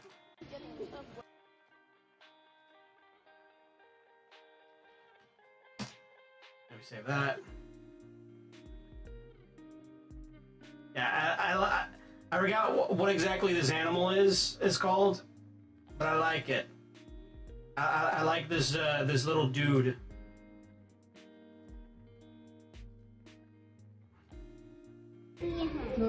Look at it! Look at it! Look at his nose! You just know this. You know this guy is good at sniffing. You just know this dude's good at sniffing. Look at that! Look at that schnoz! Look at that! Look at that! Look at that schnoz! Oh, he's looking down at us. I love animals with little noses like this, little schnozzes like this. That you just know that they're very good at sniffing. Oh, he's looking. It's so freaking cute. I love it. I love it. I think it's a shrew of some kind. I don't know. If anybody knows what kind of animal that was, please comment in this web zone. All right. Let's continue. Oh, not like that. There we go. Yeah, I like this animal. I like that. I love this little sniffer. His little sniffer. We also have these ducks. We were in another enclosure, which I think was supposed to simulate like a jungle, if I'm not mistaken. I can't remember. Let me showcase the video I took of them bathing. They're just kind of like, you know, they're doing their thing.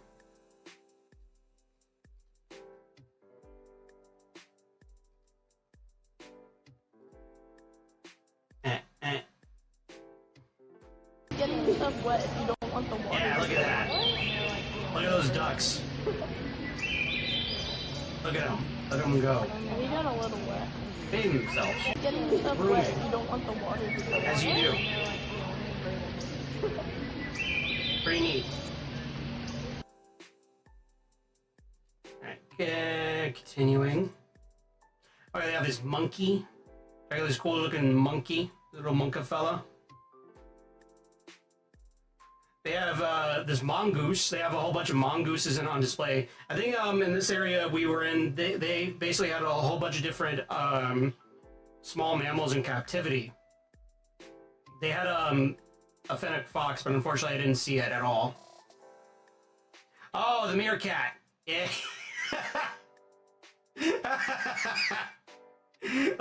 Look at this fucking meerkat.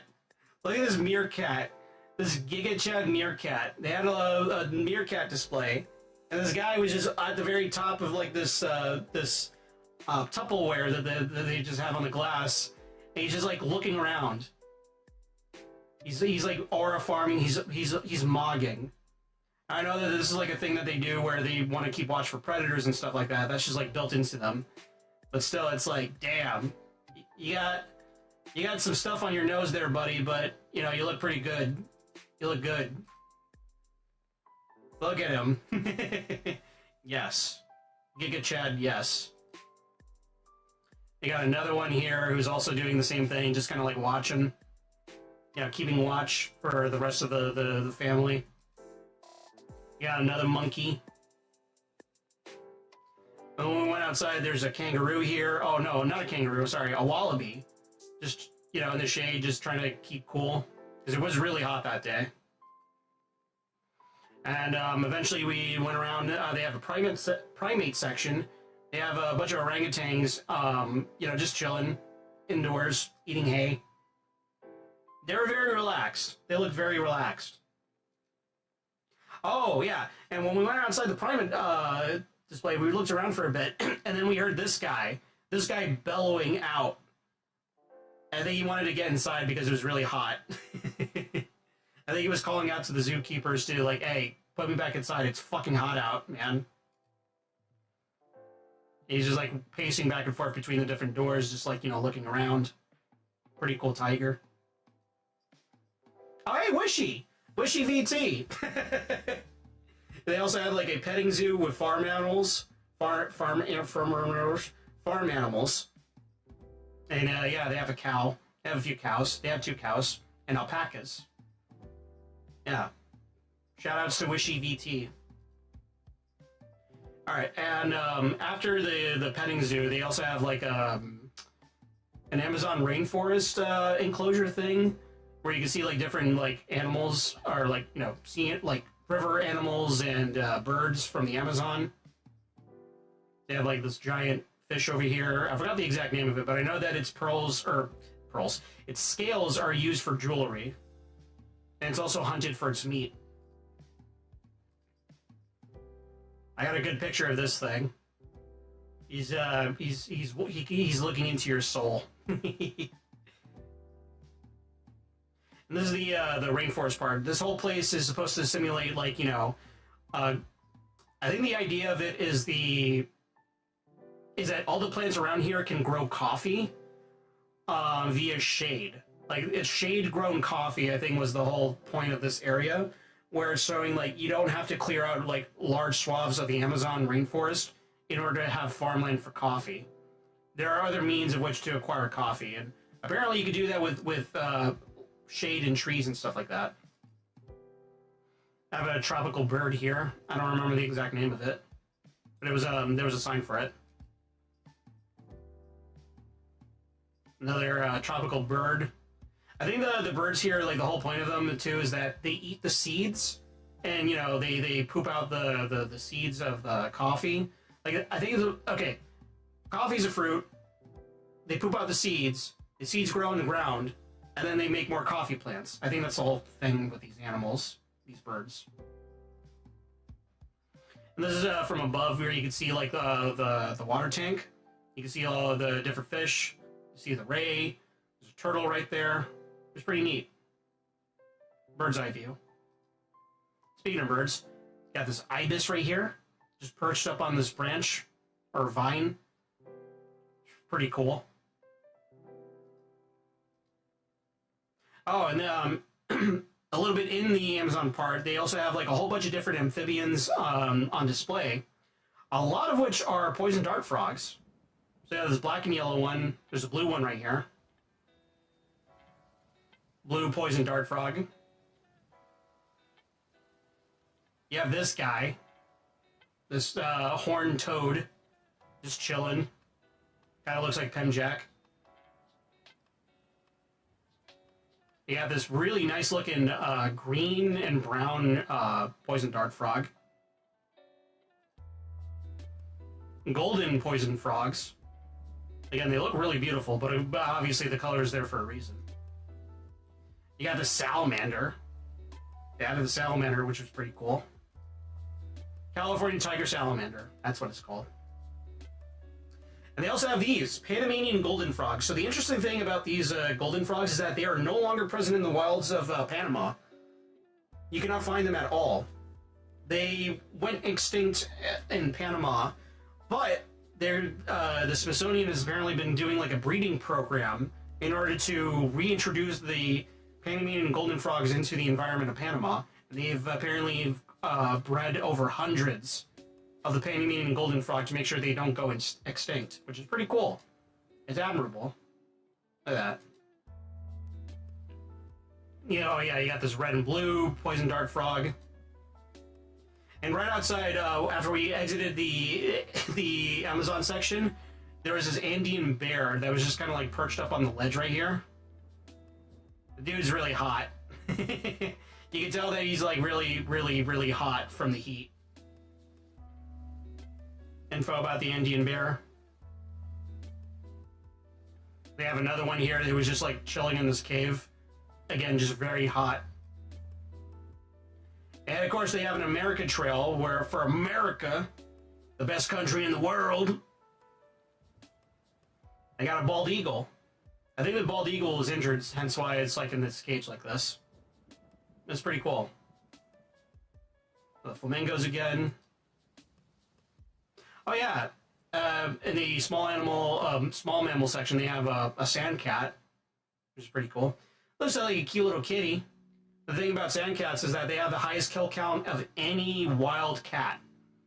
They can kill up to, like, I think hundreds of small animals in a single night, you know, hunting, which makes them, like, technically, by technicality, the most deadliest, like, cat species on Earth. Oh yeah, they also have elephants. They have Indian elephants, which is pretty neat. And if you go around on the bottom floor, on the ground floor, and then you go around the enclosure, you get kind of up close to these guys. Interesting thing too is that these two were just like throwing sand on themselves. I guess as like a means to cool off. I don't know the mechanics behind it, but yeah, they were like tossing dirt on themselves. The cassowary again, emu. Yeah, that was it. That's basically it for the Smithsonian part. Because I don't remember if I did. Hold on, let me check my phone. Oh yeah, we went to the fairgrounds, which I didn't take that many photos of. But the fairgrounds was pretty cool because what they did was they have all these tents. Well, not really tents, kind of like huts made with plastic and stuff like that. Pretty well made. And each of these huts, or however you want to call them, each of them represented a different state and territory of the United States of America. So all 50 states and all the territories, including the Virgin Islands, Puerto Rico, Guam, America Samoa, stuff like that. And in each of these buildings, they have like different things to represent that state. In the case of like Florida, for example, though, Florida was the most popular one simply because like if you go in there, they can give you like a free manatee plushie, which I have mine. Another neat thing they were doing too is that if you go into all the different states, they give you like a little passport thing, and you can go to the different states to get a stamp for the passport. I think you get something out of doing that. I think they give you like a free, like a 3 thermos can if you go to all the 50 states and get a stamp and show that you have a stamp, you got it fully stamped out. I think they give you something for that. I'm not sure. But all the other states, they were giving out like different merch. Puerto Rico, out of all the ones though, Puerto Rico was the best one because they gave us, me, my Brobot, and my our paternal unit, a free water bottle container, like metal water bottle container to go to the gym with. It's pretty well made, and it's like 16, I think it's like a little bit more than 16 ounces. I think it was like 24 ounces. But yeah, they also had other buildings too to represent the different departments of the United States, federal government, like the U.S. Department of Energy, the Department of Defense. Well, that's Department of Defense, aka Department of War. Department of Transportation, Department of Business, stuff like that. It was really cool. It was really cool. They gave out water for free. All the buildings up too, by the way, were very well air conditioned. So it was not like they half-assed any of it. It was all well done. It was all well done as far as like a state fair is concerned. So, and that was day 3, and then day after that, there was a long drive home. On the way back though, when we were driving through Virginia, I decided to make the effort to go on a detour and visit, and we went to where we used to live in Virginia. I'm not going to say where exactly because, again, for privacy reasons and OPSEC, but we long time ago when I was growing up, I lived in Virginia for a little bit. Don't have that many great memories of Virginia. I had some good memories, but not a whole lot of like. I had a whole lot of like also bad memories as well of Virginia, of living in Virginia. But I still wanted to go see my old home, you know, just for the sake of nostalgia and all that. It was kind of exciting to see like the mall that we used to go to as well. And, you know, just walk around our old apartment complex because we used to live in an apartment. Yeah, it hit the emotions had like hit my robot pretty badly. Like, just to give you an idea, I'm gonna pull up paint. So, to give you an idea of how I was, like, say that this is little old me. No.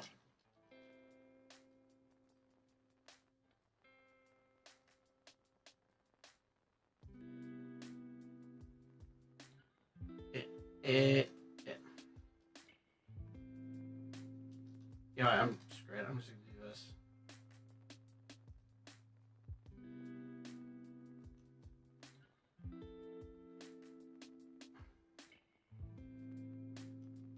Fuck it. It's more fun to just draw anyways. So yeah, this is basically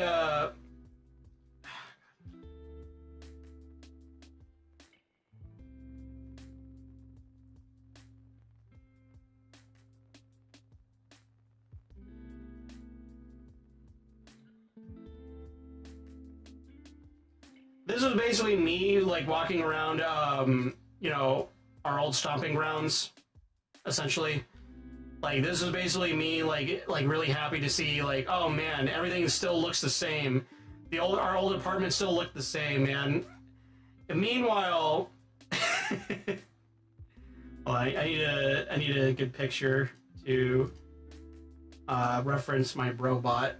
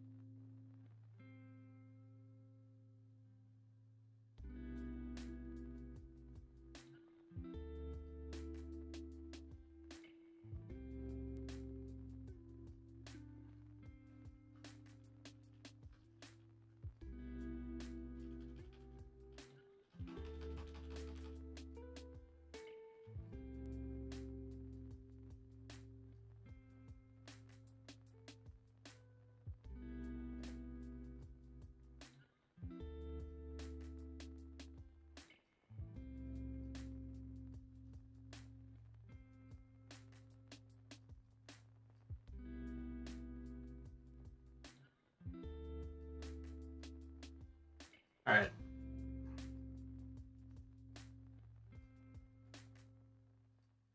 I'm really bad with drawing, but you're gonna have to trust me on this. If the previous picture is me, if this is me right now, this is me, like, you know, going back to like my old apartment. This is my probot. It was very emotional. All the emotions hit him all at once, and yeah, the waterworks were prevalent. And I felt really bad though, because it's like, yeah, I'm getting emotional too in regards to like seeing the old mall that we used to go to, seeing our old apartment, you know, seeing how much it still looks the same and yet so much of it is like changed all at once. We had a lot of good memories. We had a lot of good memories of that apartment. We had a lot of good memories of going to that mall that we lived next to. Yeah, it was for me and for both of us. It was still very nice to see our old home and all that. And yeah, the journey back was kind of anxiety inducing, because on the way back home driving, I passed by like I think 2 semi trucks that flipped over on their sides. I don't think anybody was hurt on both of them because I didn't see like any ambulances or whatever. But yeah, that also delayed our journey back home. Is just seeing all those trucks just like flipped over like that. It's like, that's not good. That's not pleasant. I don't wanna have a car accident, man. So seeing all that and just having to go through so many construction zones too. I'm never gonna do this drive again. Of like 14 hours to go to like multiple states. I'm never doing this again. Next time I'm gonna visit my paternal unit, I'm absolutely just gonna buy a plane ticket and just fly out to him to visit, and he can just drive us around. I wanted to do this, like, just to see if I could, if I had the means to, like, you know, if I'm capable, if I'm competent and capable enough to drive for long distances, and yeah, I can. I can definitely do it. I'm never doing this again anytime soon, though. Yeah, I had an amazing time in Washington D.C. I'll gladly like go there again sometime soon to visit the other monuments that I didn't get a chance to visit. Maybe go back to the Smithsonian again, because again, it's free. The zoo also is free, by the way. You can go to the zoo. You don't have to pay anything. I don't think there's a price for parking. I don't think my paternal unit had to pay for parking. But yeah, no, like I had an amazing time in Washington D.C. I would absolutely do it again. I would love to visit D.C. again. Maybe visit the White House. Maybe try to see if I can visit Congress, the Supreme Court, and all that, just to like look around and take pictures and stuff like that. I think that'll be fun. I had a blast. Best freaking 4th of July ever, though, I'll say. Like, just going back real quick. This right here, this was worth it. This was absolutely worth it. It was so worth the drive, the effort, putting in the effort to come here. Yeah, this was like probably one of the best like 4th of July fireworks I've ever experienced in my life. I'm never gonna forget it. I have a whole bunch of videos and pictures that I didn't show. I mean, it's mostly all just the same, like, oh, fireworks behind the Washington Monument and all that stuff, and videos of me. I'm not gonna share those though. Those are kind of private, but you get what I mean. Like, you know, because selfies and all that. But you get what I'm saying. Like, I had an amazing time. I'm never gonna forget going to Washington D.C. to see the fireworks, to celebrate the greatest country in the world's 250th birthday that I share with. I'm never gonna forget it. I'm never gonna forget it. It was breathtaking. It was awesome. God bless the USA. Oh man. All right. Yeah, that's it. That's pretty much it. Now, that being said, I did promise one more thing in my title, didn't I? I did promise that I would read the Declaration of Independence, because, incidentally, July 8th is this is the 250th anniversary of the first public reading of the Declaration of Independence. So I'm going to go ahead and do that right now on stream, because fuck it. Why not? We are gonna need some good music, though. We are gonna need some music.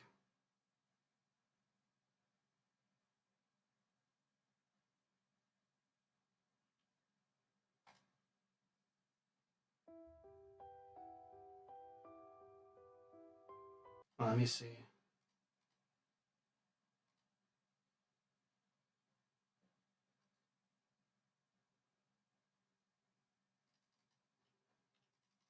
Let's see, 1700s.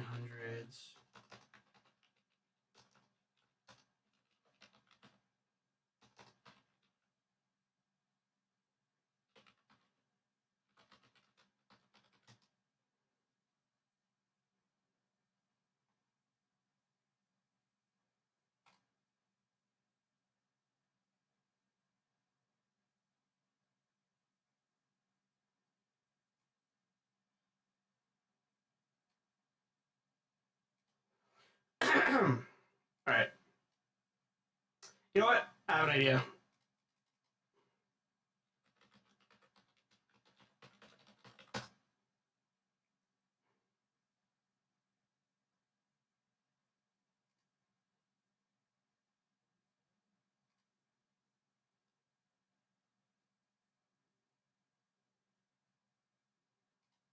Esto.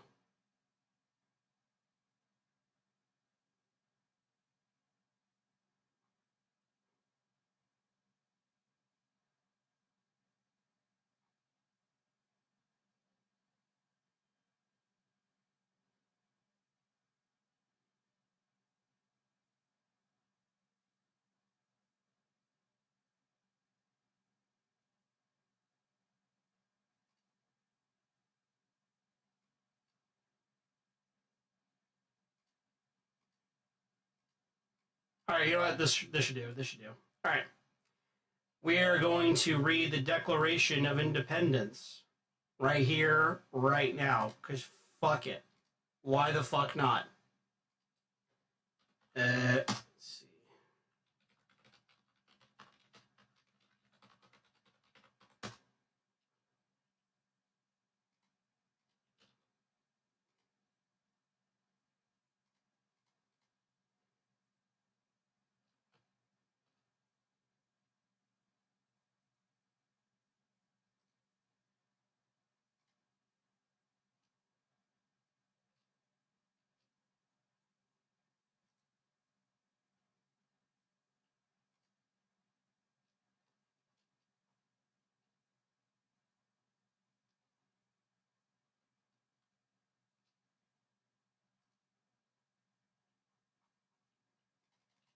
Sorry, 1 second.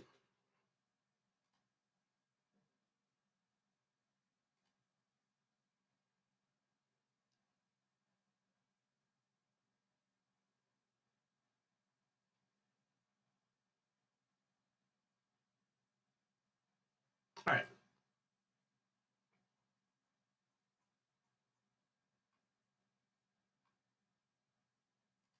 All right, this should be the entire Declaration of Independence, I'm pretty sure. All right, let's do this.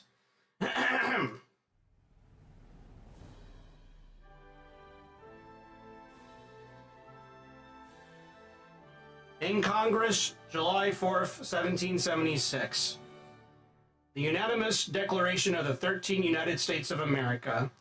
When in the course of human events it becomes necessary for one people to dissolve the political bands which have connected them with another, and to assume among the powers of the earth the separate and equal station to which the laws of nature and of nature's God entitle them, a decent respect to the opinions of mankind requires that they should declare the causes which impel them to this separation. We hold these truths to be self-evident. Hold on. This isn't right. Hold on. Something's not right. Hold on. Hold the phone. Hold the phone. There's something missing here. There is something missing here. Let me do this real quick. I gotta fix this. I gotta fix this right fucking now. Hold on. We'll just continue playing this. This doesn't feel right.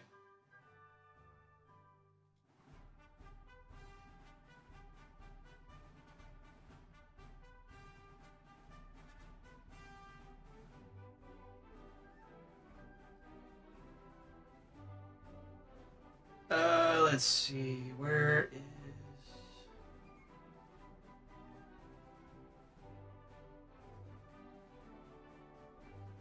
Aha!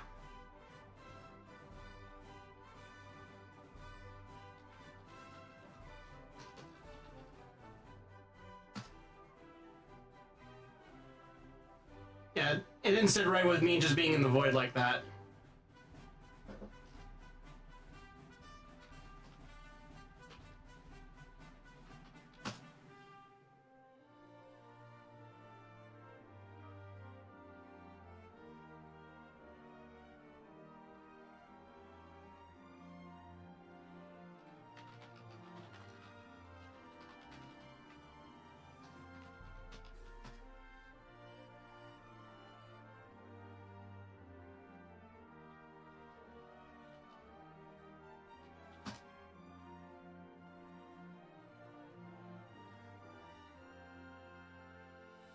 There we go, that's more like it.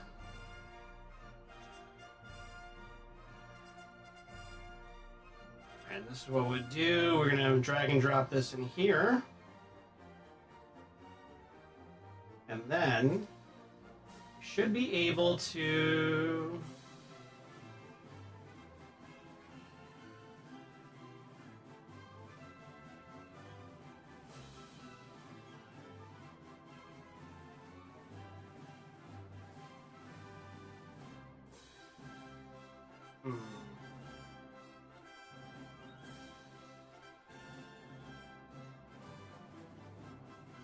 JPEG.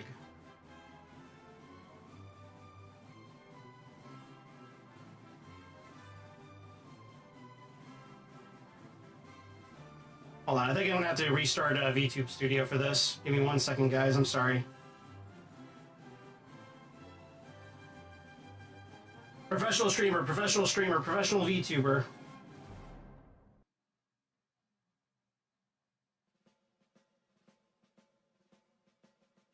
Let's see, is this now loaded? There we go. There we go, that's been more like it. All right. Yeah, all right. Now we're getting back, now we're back to business. All right, let's continue reading.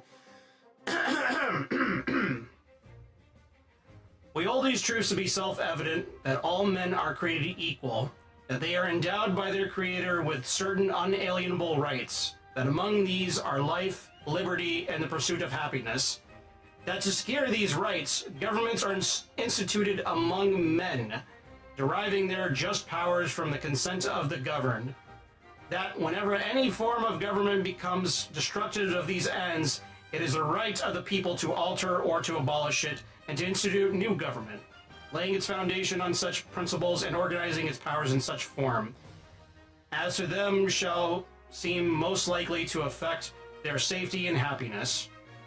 Prudence indeed will dictate that governments long established should not be changed for light and transient causes, and accordingly all experience hath shown that mankind are more disposed to suffer, while evils are sufferable, than to right themselves by abolishing the forms to which they are accustomed. But on a long train of abuses and usurpations, pursuing invariable the same object, eviscence, yeah, a design to reduce them under absolute despotism, it is their right, it is their duty to throw such government and to provide new guards for their future security. Such has been the patient sufferance of these colonies, and such is now the necessity which constrains them to alter their former systems of government.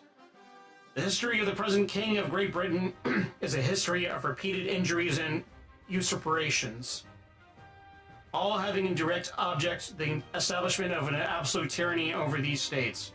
To prove this, let facts be submitted to a candid world. He has refused his assent to laws, the most wholesome and necessary for the public good. He has forbidden his governors to pass laws of immediate and pressing importance, unless suspended in their operation till his assent should be obtained. And when so suspended, he has utterly neglected to attend to them. He has refused to pass other laws for the accommodation of large districts of people unless those people would relinquish the rights of representation in the legislature, a right inestimable to them and formidable to tyrants alone. He has called together legislative bodies at places unusual, uncomfortable, and distant from the depository of their public records, for the sole purpose of fatiguing them into compliance with his measures. He has assaulted representative houses repeatedly, for opposing which many firmness his invasions on the rights of the people. He has refused for a long time, after such dissolutions, to cause others to be elected, whereby the legislative powers, incapable of annihilation, have returned to the people at large for their exercise, the state remaining in the meantime exposed to all the dangers of invasion from without and convulsions within. He has endeavored to prevent the population of these states, for that purpose obstructing the laws of naturalization of foreigners, refusing to pass others to encourage them migrations hither, and raising the conditions of new appropriations of land. He has obstructed the administration of justice by refusing his assent to laws for establishing judiciary powers. He has made judges dependent on his will alone for the tenure of their offices and the amount and payments of their salaries. He has erected a multitude of new offices and sent hither swarms of officers to harass our people and eat out their substance. He has kept among us, in times of peace, standing armies without the consent of our legislators. He has effected to render the military independent of and superior to the civil power. He has combined with others to subject us to a jurisdiction foreign to our Constitution, and unacknowledged by our laws, giving his assent to their acts of pretended legislation, for quartering large bodies of armed troops among us, for protecting them by a mock trial, for punishment for any murders which they should commit on the inhabitants of these states, for cutting off our trade with all parts of the world, for imposing taxes on us without our consent, for depriving us in many cases of the benefits of trial by jury, for transporting us beyond seas to be tried for pretended offenses, for abolishing this free system of English laws in a neighboring province, establishing therein an arbitrary government, and enlarging its boundaries so as to render it at once an example and fit instrument for introducing the same absolute rule into these colonies, for taking away our charters, abolishing our most valuable laws, and altering fundamentally the forms of our governments, for suspending our own legislatures, and declaring themselves invested with power to legislate for us in all cases whatsoever. He has abdicated government here by declaring us out of his protection and waging war against us. He has plundered our seas, ravaged our coasts, burnt our towns, and destroyed the lives of our people. He is at this time transporting large armies of foreign mercenaries to complete the works of death, desolation, and tyranny already begun with circumstances of cruelty and perfidy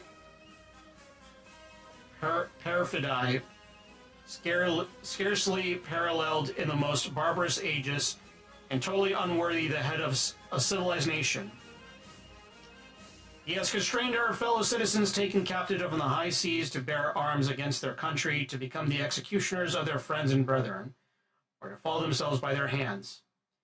He has excited domestic insurrections amongst us, and has endeavored to bring on the inhabitants of our frontiers, the merciless Indian savages, who know rules of warfare, is an undistinguished destruction of all ages, sexes, and conditions. In every stage of these oppressions, we have petitioned for redress in the most humble terms. Our repeated petitions have been answered only by repeated injury. A prince whose character is thus marked by every act which may define a tyrant is unfit to be the ruler of a free people. Nor have we been wanting in attentions to our British brethren. We have warned them from time to time of attempts by their legislator to extend an unwarrantable jurisdiction over us. We reminded them of the circumstances of our emigration and settlement here. We have appealed to their native justice and magnanimity, and we have conjured them by the ties of our common kindred to disavow these usurpations, which would which would inevitably interrupt our connections and correspondence. They too have been deaf to the voice of justice and consanguinity. We must therefore acquiesce in the necessity with denounces our separation, and hold them as we hold the rest of mankind, enemies in war, in peace, friends. We, therefore, the representatives of the United States of America, in General Congress, assembled, appealing to the Supreme Judge of the world for the rectitude of our intentions, do, in the name and by authority of the good people of these colonies, solemnly publish and declare that these united colonies are, and of right, ought to be free and independent states. That they are absolved from all allegiance to the British Crown, and that all political connection between them and the state of Great Britain is and ought to be totally dissolved. And that as free and independent states, they have full power to levy war, conclude peace, contract alliances, establish commerce, and to do all other acts and things which independent states may of right do.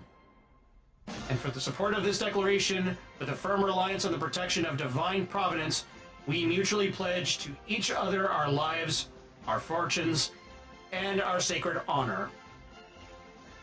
Fuck yeah. Fuck yeah. USA, baby. #1. New Hampshire, Josiah Bartlett, William Whipple, Matthew Thornton. Massachusetts, John Hancock, Samuel Adams, John Adams, Robert Treat Payne, Elbridge Gerry. Rhode Island, Stephen Hopkins, William Ellery. Connecticut, Roger Sherman, Samuel Huntington, William Williams, Oliver Wolcott. New York, William Floyd, Philip Livingston, Francis Lewis, Lewis Morris. New Jersey, Richard Stockton, John Witherspoon, Francis Hopkins, Hopkinson, yeah, Francis Hopkinson, John Hart, Abraham Clark. Pennsylvania, Robert Morris, Benjamin Rush, Benjamin Franklin, John Morton, George Clymer, James Smith, George Taylor, James Wilson, George Ross. Delaware, Caesar Rodney, George Reed, Thomas McKean. Maryland, Samuel Chase, William Paca, Thomas Stone, Charles Carl of Carleton. Virginia, George Wythe, Richard Henry Lee, Thomas Jefferson, Benjamin Harrison, Thomas Nelson, Jr., Francis Lightfoot Lee. Carter Braxton. North Carolina, William Hooper, Joseph Hughes, John Penn. South Carolina, Edward Rutledge, Thomas Hayward Jr., Thomas Lynch Jr., Arthur Middleton. And Georgia, Bun Gwinnett, Lyman Hall, and George Walton. I don't know about you, but that smells like freedom right there, brother. And there you have it. That's a Declaration of Independence, fully read, on the anniversary of 250 years of the United States, baby. Ooh, boy. Oh, well, that was fun. I'm hoping you all enjoyed my little presentation in Zatsudan. My first one probably won't be my last one, but I probably won't be doing these too often, because I prefer gaming. I prefer gaming and chatting than just chatting. But, you know, to each their own. That was a lot of fun. God bless the US of A. God bless America. God bless my fellow Americans. You're all wonderful people. Let's hope we have another 250 years of greatness ahead for the United States, regardless of who leads it. I'm not a very political person, again, mind you, but hey, I love this country. I love my fellow Americans. I love my friends. I love my family. This country is great. I wanted to continue. I wanted to continue to strive for greatness. Whether you think that it's great or not, that's up to you. I can't say for sure. But regardless, I still love this country so freaking much. Happy 4th of July, everybody, even though it's July 9th right now. God bless America. God bless the world. I'll see you all tomorrow for Nikkei. Let's see who we can raid into tonight. Let's see. I'm going to lower that a bit.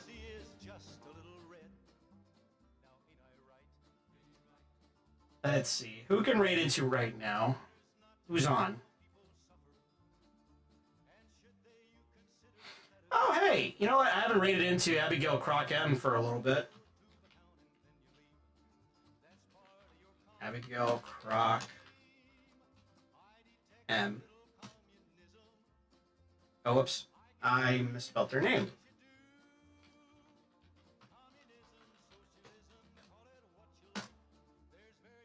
There we go. Alright, let's go right into Abigail Croc M. Hope you all have a wonderful night. Take care. I'll see you all tomorrow for Nikkei. It's going to be great. Once again, happy 4th of July. Belated 4th of July to all my Taoists who are American. All my non-American Taoists, God bless you. I hope you have a wonderful night, evening, afternoon, morning, wherever you are in the world. I'll see you when I see you. USA #1, baby! Yeah, for real though. Have a good night. Take care. I'll see you guys tomorrow for Nikkei. Goodbye!